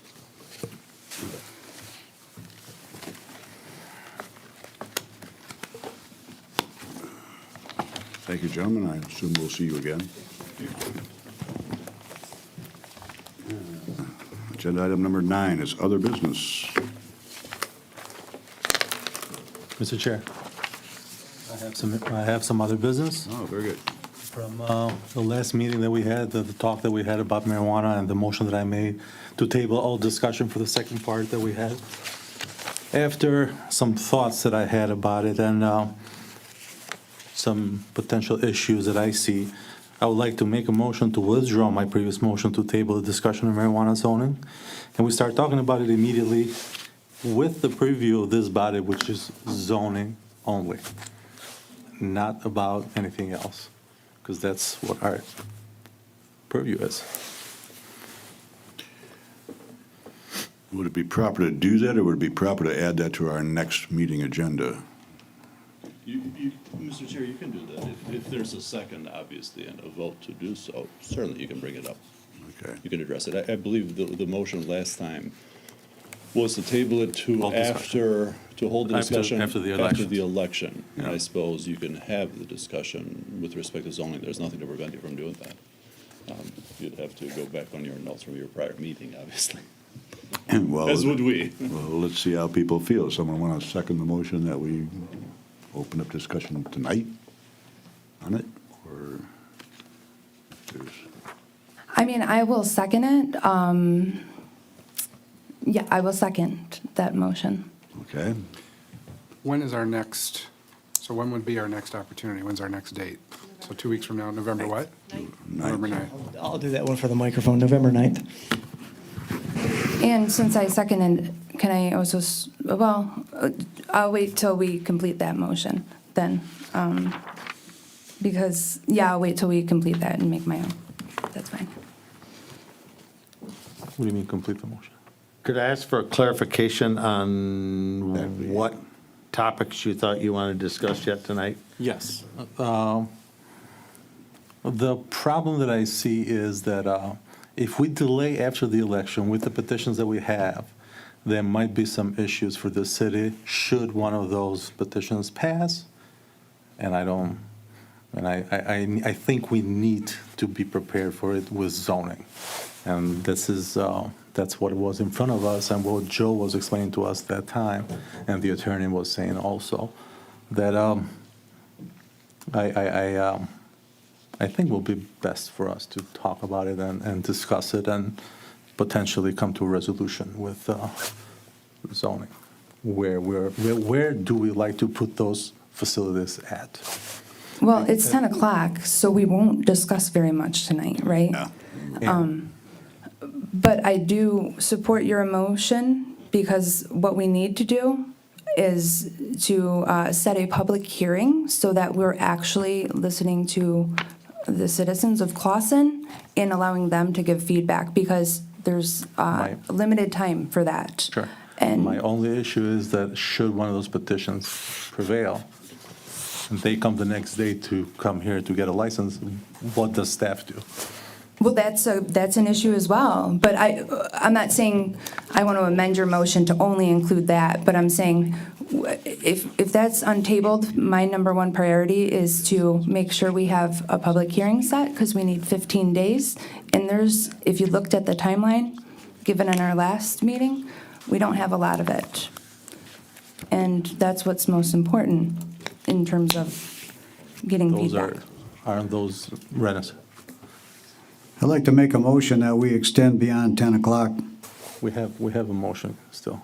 We have a motion on the floor. Oh. We gotta vote on this one. We have a motion, Oh. and we have support that we're going to, But point well taken for the bylaws. If you do approve this motion, your motion. then you come up next, yeah. Wait, Just to provide some information, just maybe this will clarify. So, because obviously, time is a factor, both this evening and going forward.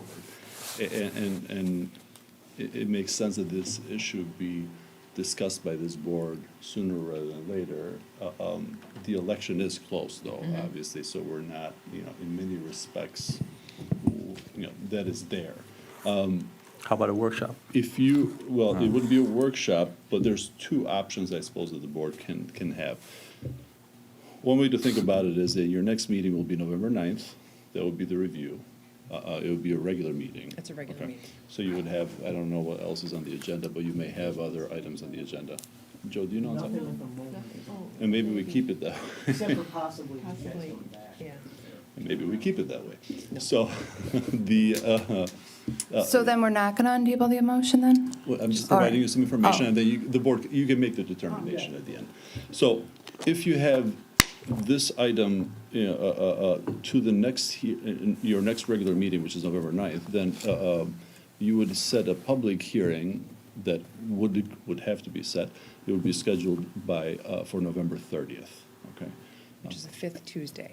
Why is it November 30th?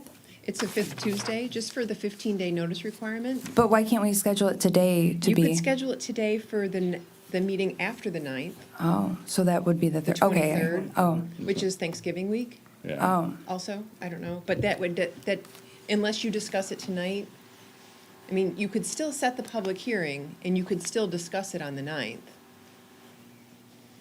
not as a public hearing, though. We don't have enough time to meet public hearing for the 9th. No, right. Okay. But you could set the public hearing for the 23rd. We can, if you choose to engage on this a little bit tonight, we have been working on it, so we can give you an outline, a quick overview. We don't have to have any long, drawn-out conversations about it, but we can just highlight the things that we've added and changes that we've made. And then if you wanted to set the public hearing for the 23rd, you could do so. And then we could also discuss it again on November 9th.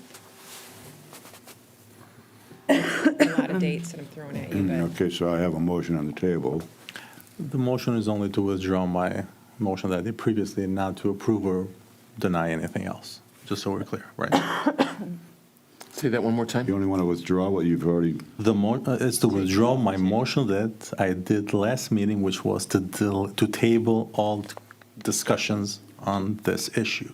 So my motion today is to withdraw that motion, so we can start talking about it. Exactly. So the net effect would be that you would have you'd be able to have a conversation tonight, starting tonight, if you so Starting tonight. choose. But it okay. doesn't mean that we get to approve or do anything. We can still go forward and, or not. And I have second on that?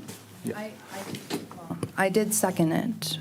You still second it? Did you change your motion at all? No, I didn't. I would only say that on the 9th, I want to be able to talk fully about these things. So I don't know what you mean by only zoning, but zoning includes, huh? That's what we're allowed to do, only zoning. Well, our zoning includes a lot of variables, so I don't know if you mean strictly, I don't know what you mean by strictly zoning. So, I mean by now the we can- ordinance itself, There's no way that any such motion can limit your authority, if that's what you're concerned thank you. No. There's no- Okay, So do you support the motion? yes, I do. May I have roll call, please? Mr. Fitzer? Yes. Mr. Kucera? Yes. Mr. McHale? Yes. Mr. Nushai? Yes. Mr. Pernick? Yes. Ms. Redmond? Yes. Mr. Sinaki? Yes. Mr. Watson? No? Can I ask a couple new business, or wait, whatever it is, old business things real quick? Or is that not okay? No, you can't. Before we move on? Oh, we have to My do the motion. bylaw. Oh, right.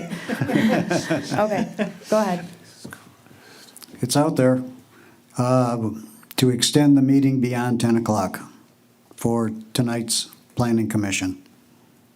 26th of October, 2021. I have a motion. Does anyone support that? And I will support, should we get a 10-minute break, please? If you can amend We your motion. we can work that in, Okay. but just, Please, I support. Motion and support. Roll call, please. Mr. Kucera? Yes. Mr. McHale? yes. Mr. Nushai? Yes. Mr. Pernick? Yes. Ms. Redmond? Yes. Mr. Sinaki? Yes. Mr. Watson? Yes. Mr. Fitzer? Yes. Motion carries. And with that, me being the proposer, let's take a 10-minute break. Thank you. Your chair. Yeah, the chair has to call that. We're on break for 10 minutes. What time is it now? While you're on that break, as it happens, I brought the revised ordinance tonight, a copy for everybody, as well as some other supporting information. So I'm going to pass out that. Very good. You know, obviously you haven't had time to read it or anything like that, but you'll all have a copy of it that you can take home and read in between now and the next meeting. Well, I did propose.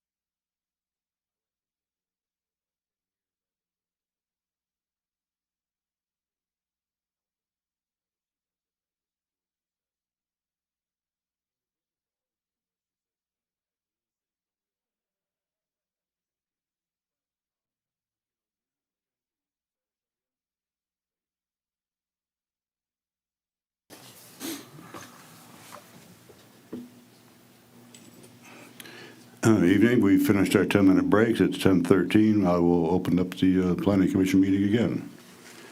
And where'd we leave off? On other business? We voted to extend our time tonight. So I guess you've untabled the discussion of recreational cannabis. And now you have to decide what to do with that untabling. Are you going to have discussion tonight? Are you going to simply chart a course forward? Is there a desire to set a public hearing for, not next meeting, of course, because you can't meet the noticing deadline and you haven't had the discussion, but, a potential special meeting on November 30th, or if you're feeling very bold, your meeting on November 23rd would be potential options for a public hearing if you were so inclined. But anyway, you've got to figure out kind of what to do next. Now that it's off the table and it's kind of back in play, what are we going to do tonight? Are we going to discuss, set a hearing? I think we et should cetera? probably set a hearing. And are you saying the 30th? That's not like a Tuesday then, right? Or is it? It It is. is, but It's would the that be a special meeting? It's the fifth Tuesday. It's not your usual meeting day, yeah. Okay, and would there be a possibility of like, did we do a workshop with council already, or? Yes. Yeah, okay, I thought we did. I guess you guys probably don't know if they're feeling like they want more information or guidance in order to, no? We don't No. know what the composition of council is going to be, so. That's true, yeah, oh yeah, that's very true.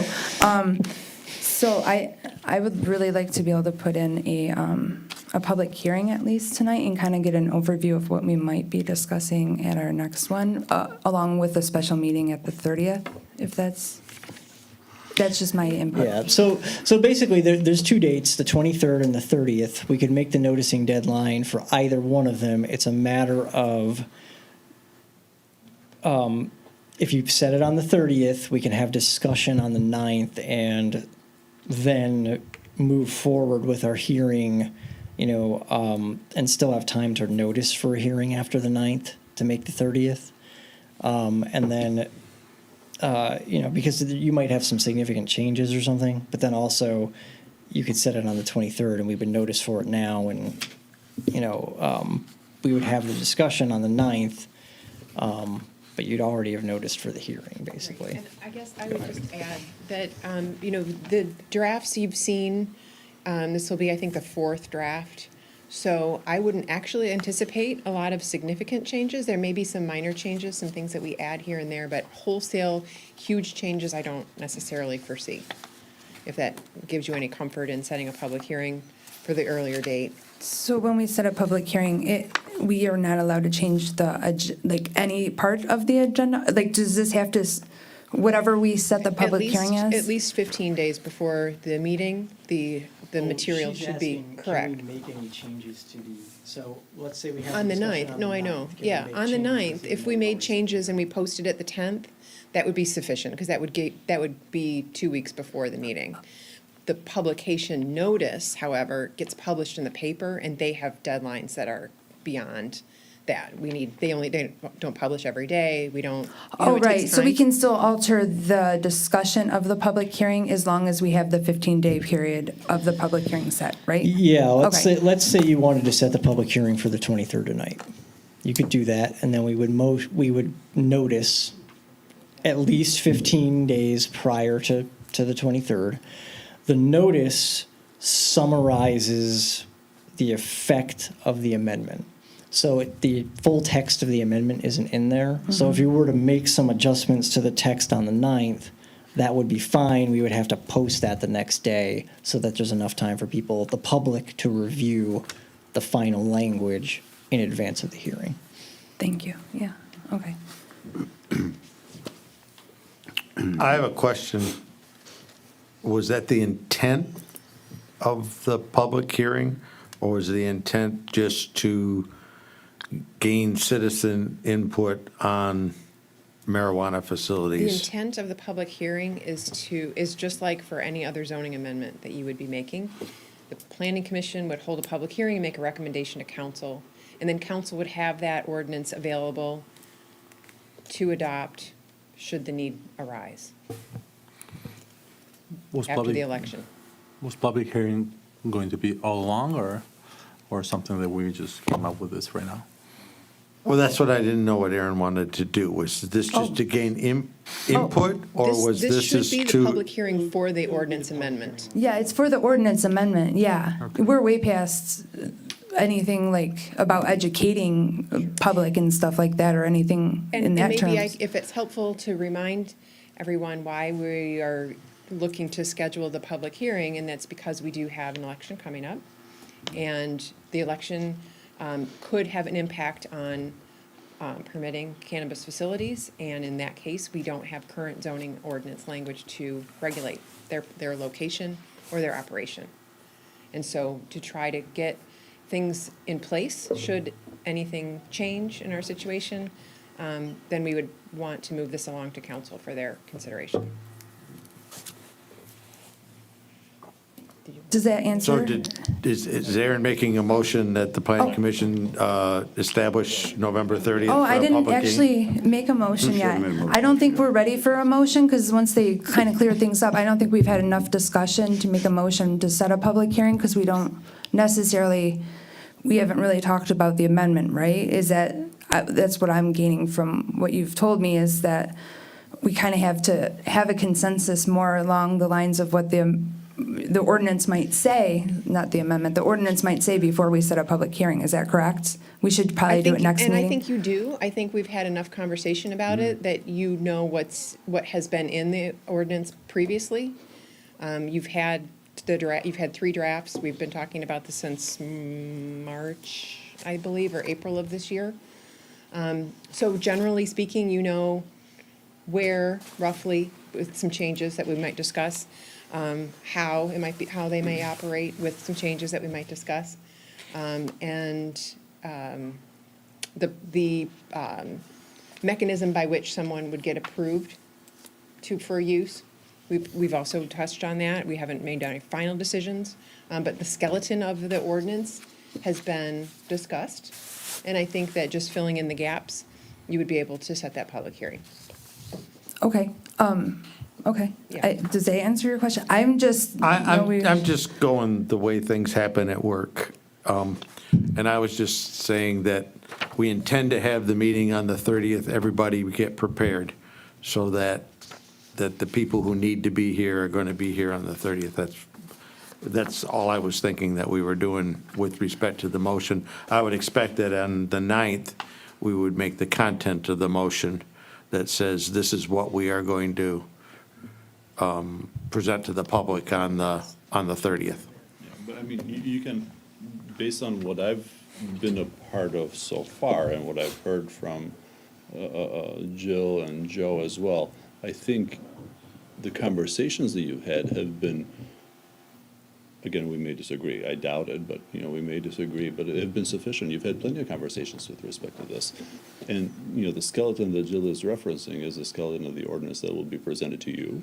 It'll be the skeleton of the ordinance that will be presented to City Council, well, at the public hearing as well as the City Council thereafter. What we're talking about, the nuances that we're talking about that may arise this evening, once you hear whatever presentation Jill and Joe will give to us. There may be things there are specific changes, that specifically address the ordinance, the buffers, what area may be in or out, as far as your consideration. Those kinds of changes, I think, you can sufficiently, incorporate into the ordinance in time for us to be able to meet these deadlines. So, in my mind, I think I agree with Jill and Joe. We can accomplish that going forward, starting this evening. Great. Let's do it. So we can start the conversation this evening, and we can And continue. without further ado, I present Jill and Joe. We can continue it on the 9th, and we can schedule a public hearing for the 23rd or the 30th. So that's what we should accomplish tonight. Is that what we're looking forward to? Yes, Okay. let's give it a shot. Okay. Okay. So I made myself just a very basic outline so that I would not be tempted to read you all of the requirements that we've included in the draft that you have before you. As I said, and Joe said, we have been working on this based on some of the feedback that we've gotten, and also just looking to address some of those concerns. So the first section, the definitions, just cleaning things up in that section, really just to only reference the Michigan's, the regulation and taxation of marijuana, and that is to remove the provisions for medical marijuana. So you'll see that throughout. We have removed any of the definitions or requirement standards that addressed the MMFLA, and only refer to the MRTMA in there, really because it's only recreational, it has been discussed. So those are just changes to the definitions. And then you'll see in the next couple of sections, the districts in which they're permitted, so we just list it out. And that's where you'll see that we've added some of the other uses, some of the other facility types, just to give you a perspective on should all of the facility types be desired, then we have a location for them. And so we kind of did like with like. So retailers with retail, growers, processors, testing, more with an industrial or laboratory or research type use. Consumption clubs similar to bars, again, in more like in a retail area. And the microprocessor similar because it's kind of that like a microbrew type facility. And so that's how you'll see those lining up, and you'll see those within each of those districts. After that, we get into the sections related to the use standards. And there you'll see that not much has changed. We still have purpose, applicability, the approval procedures. However, once we get into the next section on Section 4, the zoning review application requirements, then you'll see some highlighted text where it says use is permitted after special approval. And that was one of the questions that we want you to consider, whether these uses should be reviewed as special land uses, which, as you remember, requires public hearing, notice of everyone within 300 feet, or with sufficient conditions that we think we have in here, would these uses be considered to be permitted by right? So we have two sides of that coin. So permitted by right, they meet all the standards, they receive approval. Special land use, however, there may be conditions that could be added to that. It's a useful tool, approving things by special approval, when we have large districts that cover a wide geographic area, and we have uses that are generally consistent with that district, but in some locations in the community, maybe we might need a little extra consideration. In this case, we might think about whether that applies, and whether a public hearing would be necessary, and what kind of extra conditions we might impose on one facility that we might not impose on another, if that makes sense. So if we feel like there's conditions that should be applied, most likely, most of these sites are very similar from top to bottom and side to side in our community. And so if there's additional considerations, we might want to just put those in writing up ahead and not worry about that later. But that's something that we don't have to necessarily come down on tonight, but we should talk about that. So that's first item for discussion, well, maybe second, after the uses and where they're located, but permitted or special approval. And then the separation distances. So again, we talked about this before. We've had the buffer maps that included schools, parks, playgrounds, and some of the other sensitive uses. And there was a concern that that didn't leave a lot left over. We don't want to create regulation that allows for this and yet doesn't allow for it because we don't really have appropriate properties in place. And so in that case, we have submitted a second map, which just is 1,000 feet from schools and parks. Schools and parks, that was it, right? In the second map? Yeah. Yes. Yeah. And then in those same districts. So that's another thing for consideration. We still continue to have in number 6, the general requirements for all permitted cannabis facilities. And those included things like no consumption on site, except for the consumption club, which I guess now that I think that we might have to change that one. No residential uses, and then some other provisions regarding outdoor storage, the performance standards, noise, dust, vibration, glare, fumes, or odors. And then speaking of odors, air contaminants must be controlled and regulated. And then the next two sections address the specific requirements for certain types. So number 7 addresses cannabis retailers, and largely that, what's in that section you've seen previously. We only added the micro businesses and the consumption facilities to that category as having those special considerations about the exterior and the interior. And then the last one, we did add specific requirements. Oh, we had it for safety compliance facilities, but we added in the secure transporters, processors, and growers. But the standards included in there are the same.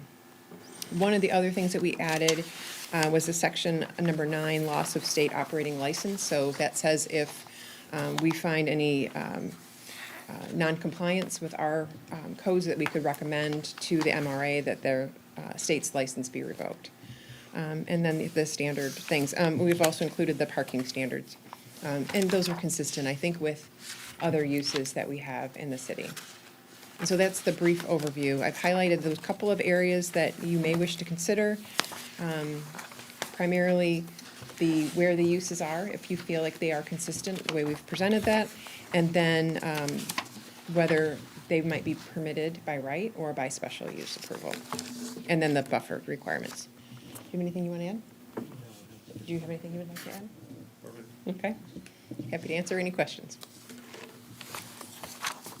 Parking permitted is the same for all facilities? No, or they where- would be. I know you went over it quick. I'm but- sorry. They're number section part 8 of the amending ordinance. Okay. Towards the end, and there's retailers are called out with retail, and the consumption with the bars and taverns, and the growers, everybody else, I think, with the industrial. That's how you have the I parking? believe so. Yeah. Okay. I gave myself the short version. Huh? I have the short version. Oh, but right, right. From Okay. memory, that's what I believe I had. And so curious about like what the traffic flow might be like in terms of retail versus, I think you said consumption was bar pub. Is there a big difference in that? Because Parking or? Yeah. Well, parking is separate. So the retail is the retail parking standard, and then the consumption club, the parking standard is the same one for bars and taverns. Yeah, so I'm thinking like, in terms of bar and pub converting to a consumption facility versus a retail marijuana place. Is there anything that you've used to guide you in that, in deciding the retail is the right match for parking on that? Yes, there is some limited data that we have that suggests that retail is retail. Yeah. It works out well with the flow of traffic? Okay. And could you get a little clear on what exactly is special approval? What is, the public has to be part of that? That's part of your regular approval system that you have. You have uses that are permitted by right and then by special approval. And those special land uses. The require- difference between right and special, then, what is it? I'm kind of, Like a special land use that you have in the code right now. Any of those uses that you have, usually they'll have the other standards that go with them, like they have to be compatible with the neighborhood, and they have to not Okay. cause any negative impacts on nearby properties, the standard special use approval, and I don't remember what section it is. It'll be section 6.2 in your new clear zoning ordinance, but I don't remember offhand what it is now. okay. I'd like to make a statement to help me clarify that, and it might for the board. When we did this planned unit development agreement before we submitted it to the council, we had because that's a special use, we had a public hearing, right? No. Planned unit development is another type of development review. But didn't tool. we have a public hearing on that one? You did. That's part of the requirement for a planned unit development. Yes. Yes. Just like a special land use, we would go through the similar thing. We would do our yeah. work, and then we have a public hearing, and then it goes on from Yeah, and there. I'm trying to think, can you think of another special land use that they had over the last couple of years? I can't think of any. So is there a can't think of different set anything of offhand. criteria then that we will look at a different set of criteria than No. a typical site plan or a Well, PUD? no, in this case, no. In general, sometimes special land uses will not have any additional standards, and that you are able to add some discretion into your standards. However, in this case, we've got a whole set of standards associated with these uses. There may be additional criteria, but they would have to be related and not unreasonable according to the state law. Right. Which obviously none of them can be unreasonable, but specifically in the legislation regarding this. Impractically impossible or something? I forget what the law says. Impractically. I think It's such a vague term, right? Yeah. Yeah.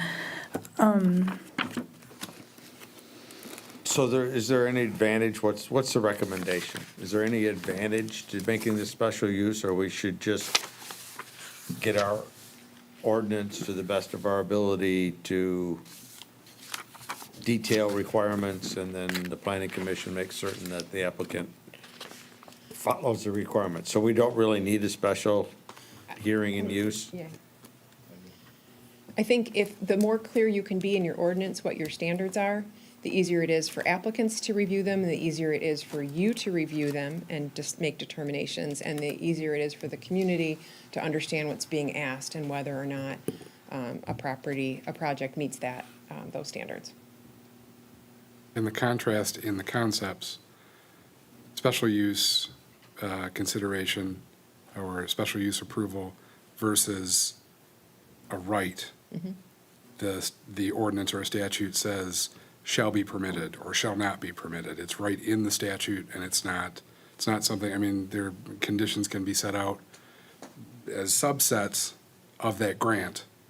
But these are the contrasting concepts, right? Right. Okay. Right. So the special land use, again, it requires a public hearing. It's a mechanism that we say, this use might be consistent in the city in areas, let's just say something is zone B3. This use might be permitted in the B3 district generally, but there might be specific parcel zone B3 that we wouldn't want it, or that if it were located there, it would need additional conditions to mitigate any impact to the neighbors. In this case, I'm not sure that we have that. Okay. That there would be differences of that great magnitude that would suggest that in one place, we might not have the same standards that we would someplace else based on Everything's on a hill and permeability and right light. adjacency of neighbors. Yeah. They're going to be. I mean, it is what it is, right? That's fairly straightforward. Quick question. Again, that's not something that you have to necessarily decide on tonight. If you want to think about that, that's fine. But I'm happy to answer any other questions on it. Quick question. Did you happen to do this type of a chart for each one of the identified use facilities? We said that they were all the same in terms of having to be 1,000 feet from those uses in those districts. I guess I'm going backwards.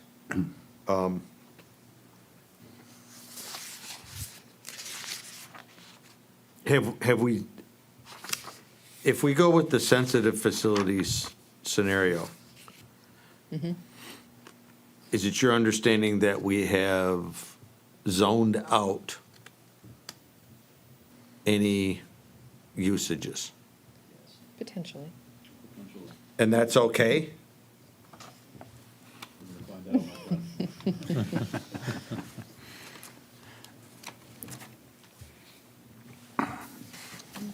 I guess from my Yeah. perspective, and just a comment, I would think at this point in time, we would want to be more strict and then figure out if we were incorrect than being loose and then trying to come back based on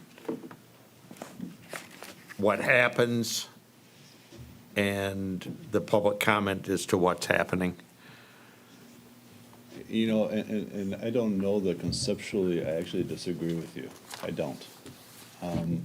there is a practical reality on the ground that we, all of us, and not just this board, but we, all of us in the city will face, unfortunately, when it comes to this.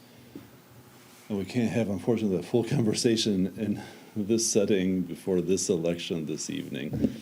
I certainly wish I could, and it would be very informative to the city, because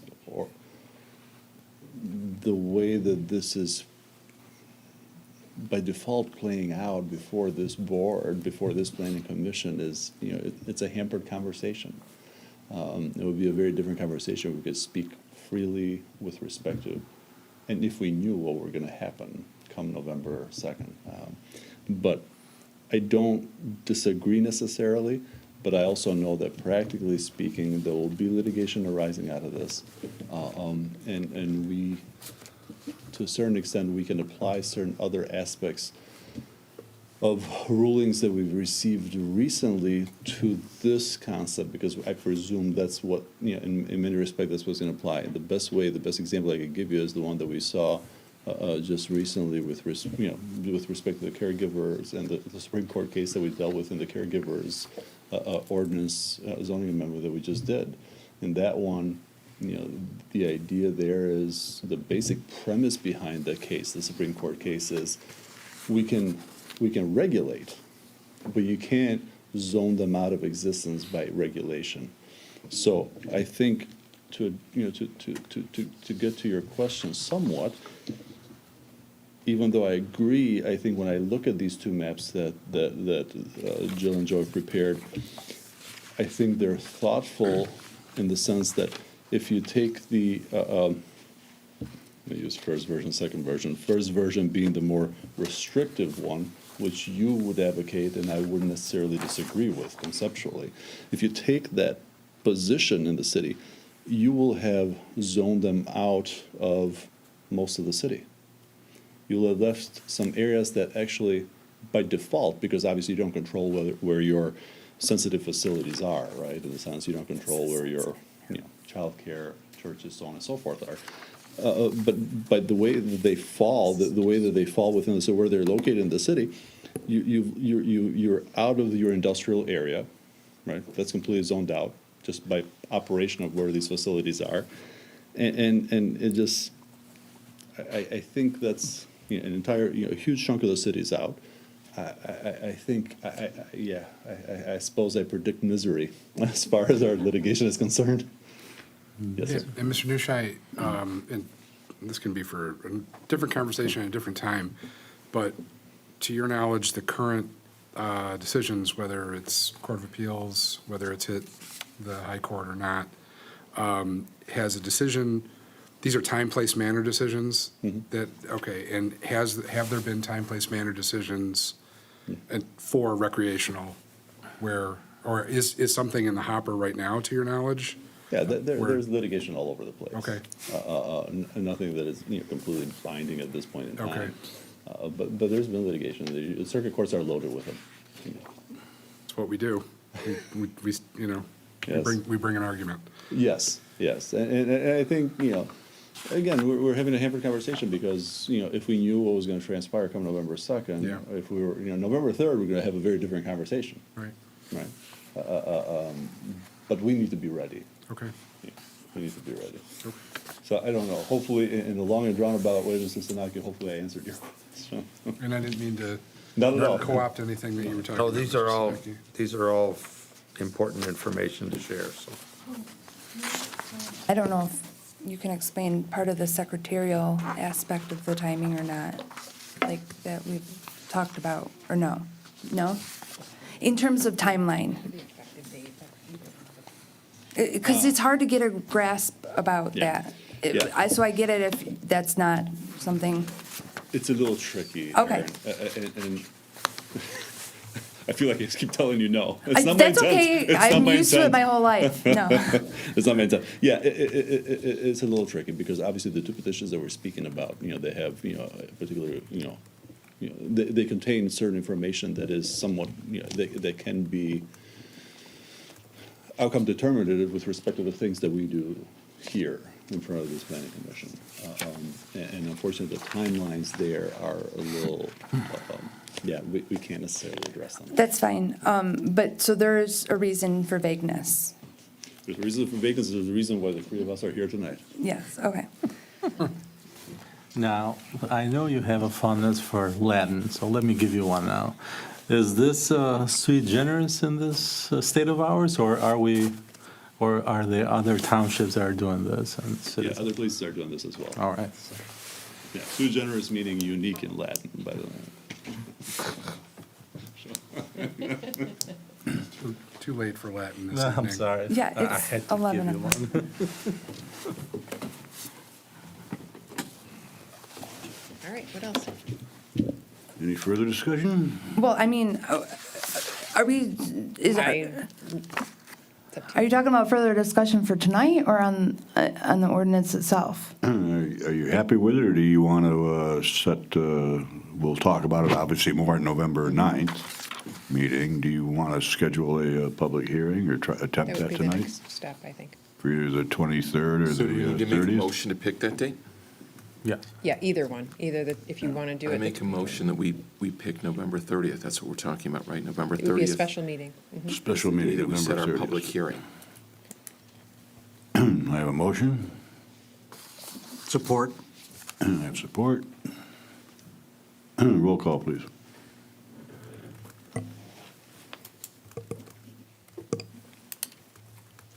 Mr. Sinaki?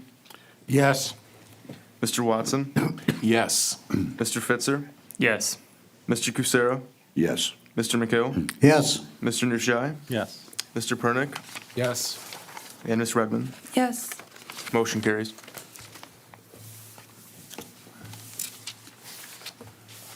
Got a quick one, Jill or Joe.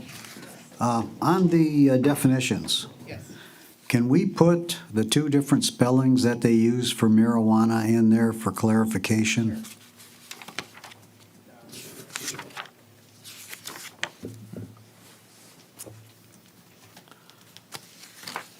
And then hypothetically speaking, moving forward, as Ed went backward, about the same thing though, with this sensitive map that we have. Okay, now would that be something we would be looking at to enact? By default, yes, I mean, by operation of ordinance. It's information.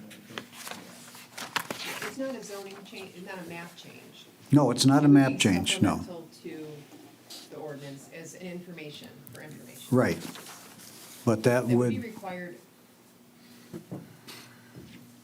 applicants would be required to submit that information and not just rely on that data. But that's a guide to help you with your decision-making. oh, sure, and Yeah. I understood that, I Okay. just, Just for the benefit of anyone who else for might be the, listening. for the record. Exactly. I recognize that I'll have to study this, but in our limited industrial, we don't recognize the Class C grower. How did you figure that? I would think that if we're in the industrial district, that's going to be the place where we can, Size of building required was the primary factor. I'm sorry, Joe. Say that again. Size of building required was the primary factor. Our limited industrial district, we have one building that's over 20,000 square feet in that entire district, and you probably need about a minimum of about 20,000 square feet to do a proper 2,000 plant grow operation. So we really only have a small handful of buildings at large, and most of them are over in BRD2. except for the fact that if I had 5 lots in the I district and a money coming out of my ears. Potentially, yes. I could bulldoze everything and put it in there, so why don't we have it in the district? And if somebody says, hey, I want to put this in there, and the question could be, well, you're a Class C that requires so many square feet, what parcel did you buy? Or what parcel are you proposing to buy that would allow you to do that, you know? Just, I understand that currently with what we have and how we're landlocked, because we are landlocked, if I could use that term. Sure. There's nothing to be there, but, people buy and bulldoze all the time. You look at Lake St. Clair, and that's just what happens. So I guess, to me, with respect to the fact that some of our districts are appropriately suited for a retail business, but not for a grow operation, by district, I would think that the industrial district is kind of like where Sure. almost everything should be happening, Mhm. or has the potential to happen. I guess if we're going to get to that, on the other thing, for consideration, why can't we say in Clawson, we are not a agriculture area and therefore a Class C grower of 2,000 plants is a farm and we don't allow farms? Yeah, we don't, yeah, exactly. It's not a farm? 2,000 plants is okay? All right, that's all right by me. It's one of those where I may not disagree with you conceptually, but we don't control the definitions. Definitions come from the state, and that's a term of art. What you're addressing is literally a term of art in this area, in this particular area of the law, unfortunately. So because of that, I think that argument would be just wouldn't fail ab initio. So it just wouldn't be. Okay. Rennis, while you're there, can I ask you a couple questions? Sure. And again, everybody probably hates me with all my questions Not at about all. these things, but Not at all. I've noticed that in a lot of ordinances, they've addressed things such as by way of civil infraction, okay? Who's they? What do you mean? Just different ordinances from different cities, and okay. they've kind of had established a way to hold certain things, certain ways that things are ran to a level of standard by way of following MRMTA, and I've read a few times, even in MRMTA, that the only way to kind of regulate if there is issues happening is by way of civil infraction. Is that right? How important do you think it is to have that laid out as part of an ordinance, or is that something that's just implied no matter what? Not necessarily implied, but this wouldn't be the location for it. This wouldn't be not as part of the zoning, as part of the petitions that are, that may come to pass, or language addressing those, those two petitions, because they don't have them in there, then yes, that makes sense. Yeah. So whose department is that? Well, we don't know whether they're going to pass or not. Right. If they do pass, that will be my department. Oh, well, good. Yeah. We can talk. Yes. Yes, but we're far away. We don't know. Right, okay. I think you had one more, or was that it? No, that was it. Okay. Jill and Joel, definitions again. Okay, on a grower, okay, shall mean a person licensed to cultivate marijuana or sell or otherwise transfer marijuana to marijuana establishments. And that's from the state law, Would that be only? yes. Okay, can we put only in there or not? It's consistent with state law. It's part of their. Well, I standard. understand, but this way it's real specific that they can't do anything else but that. Can't limit. I don't think we can. Provide more. Not Understood. less. Understood, Yeah. but they can't sell it to Joe Public or anything on the street like that. Right, and that's not part of, Yeah. they're not permitted to do that anyway. Right, I understand that. That their But license just is a not. strong definition on that, that's all. We're using the state definitions. Okay. I do have to say, I do notice that you put in the security plan of the state, like I was speaking of last time. So just to justify myself, Mr. Watson, it is part of the state, and it is, I'm not irrational or brash on that with the security cameras. It's actually implemented by the state. So just to bring that up, because I know it was seen as me being a little extreme on things. Huh? That's fine. Okay. You've also put in many other items from the MRMTA into this, which I think I like the terminology of it, is all. Yeah. Good. Anything else? Anything else you guys are looking for that we can provide?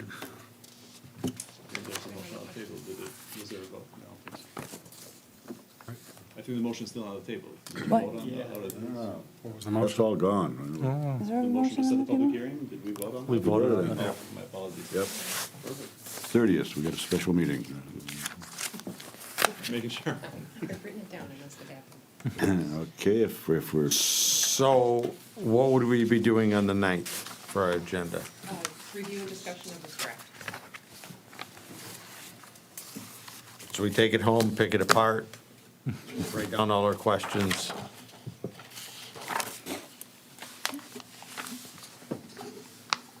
Can we email questions prior to the meeting? Yes. To- To us, but Just to, Thank you, I don't think, I was just. yeah, gonna say. to the, yeah. to the planners. Yes, all right. And if I could request, if there could just be, if you could collect all of your thoughts at once and send us one email apiece, that would be really helpful for us to sort through them and then be able to respond. Yeah, well, we'll try, but no promises. All right. Like Columbo, right? Oh, just one more question. Okay. I'm glad I'm not the only one then. It's just You are the only one. I'm kidding. I wouldn't doubt it. I think we settled that, so can we move on to number 10, planners report? Nothing in the way of planners report. Okay. I would just note that the Michigan Association of Planning Conference is beginning tomorrow. Yes, I keep getting their emails, but some of those are $250 or so for, Some- The event, yeah. some of the events are, I'd assume, does the city pick up that tab for us if we, I believe you're a member, aren't you? I don't know if I joined that one. You know what, we can check. I'll let Okay. you know if you're interested. Thank you. Staff report and training opportunities. That was your training opportunity. Joan's back there shaking her head, she got nothing, right? And legal update.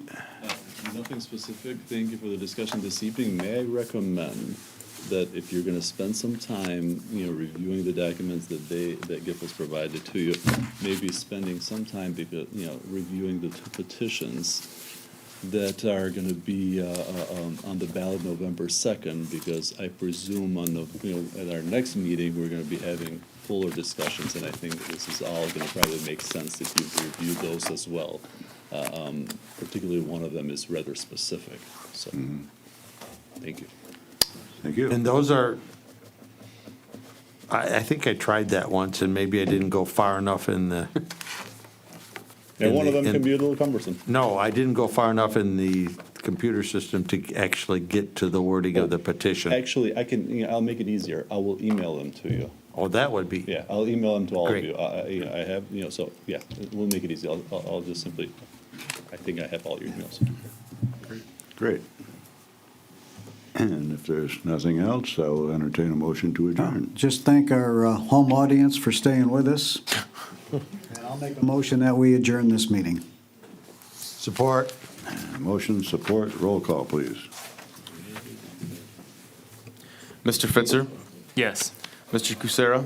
Yes. Mr. McHale?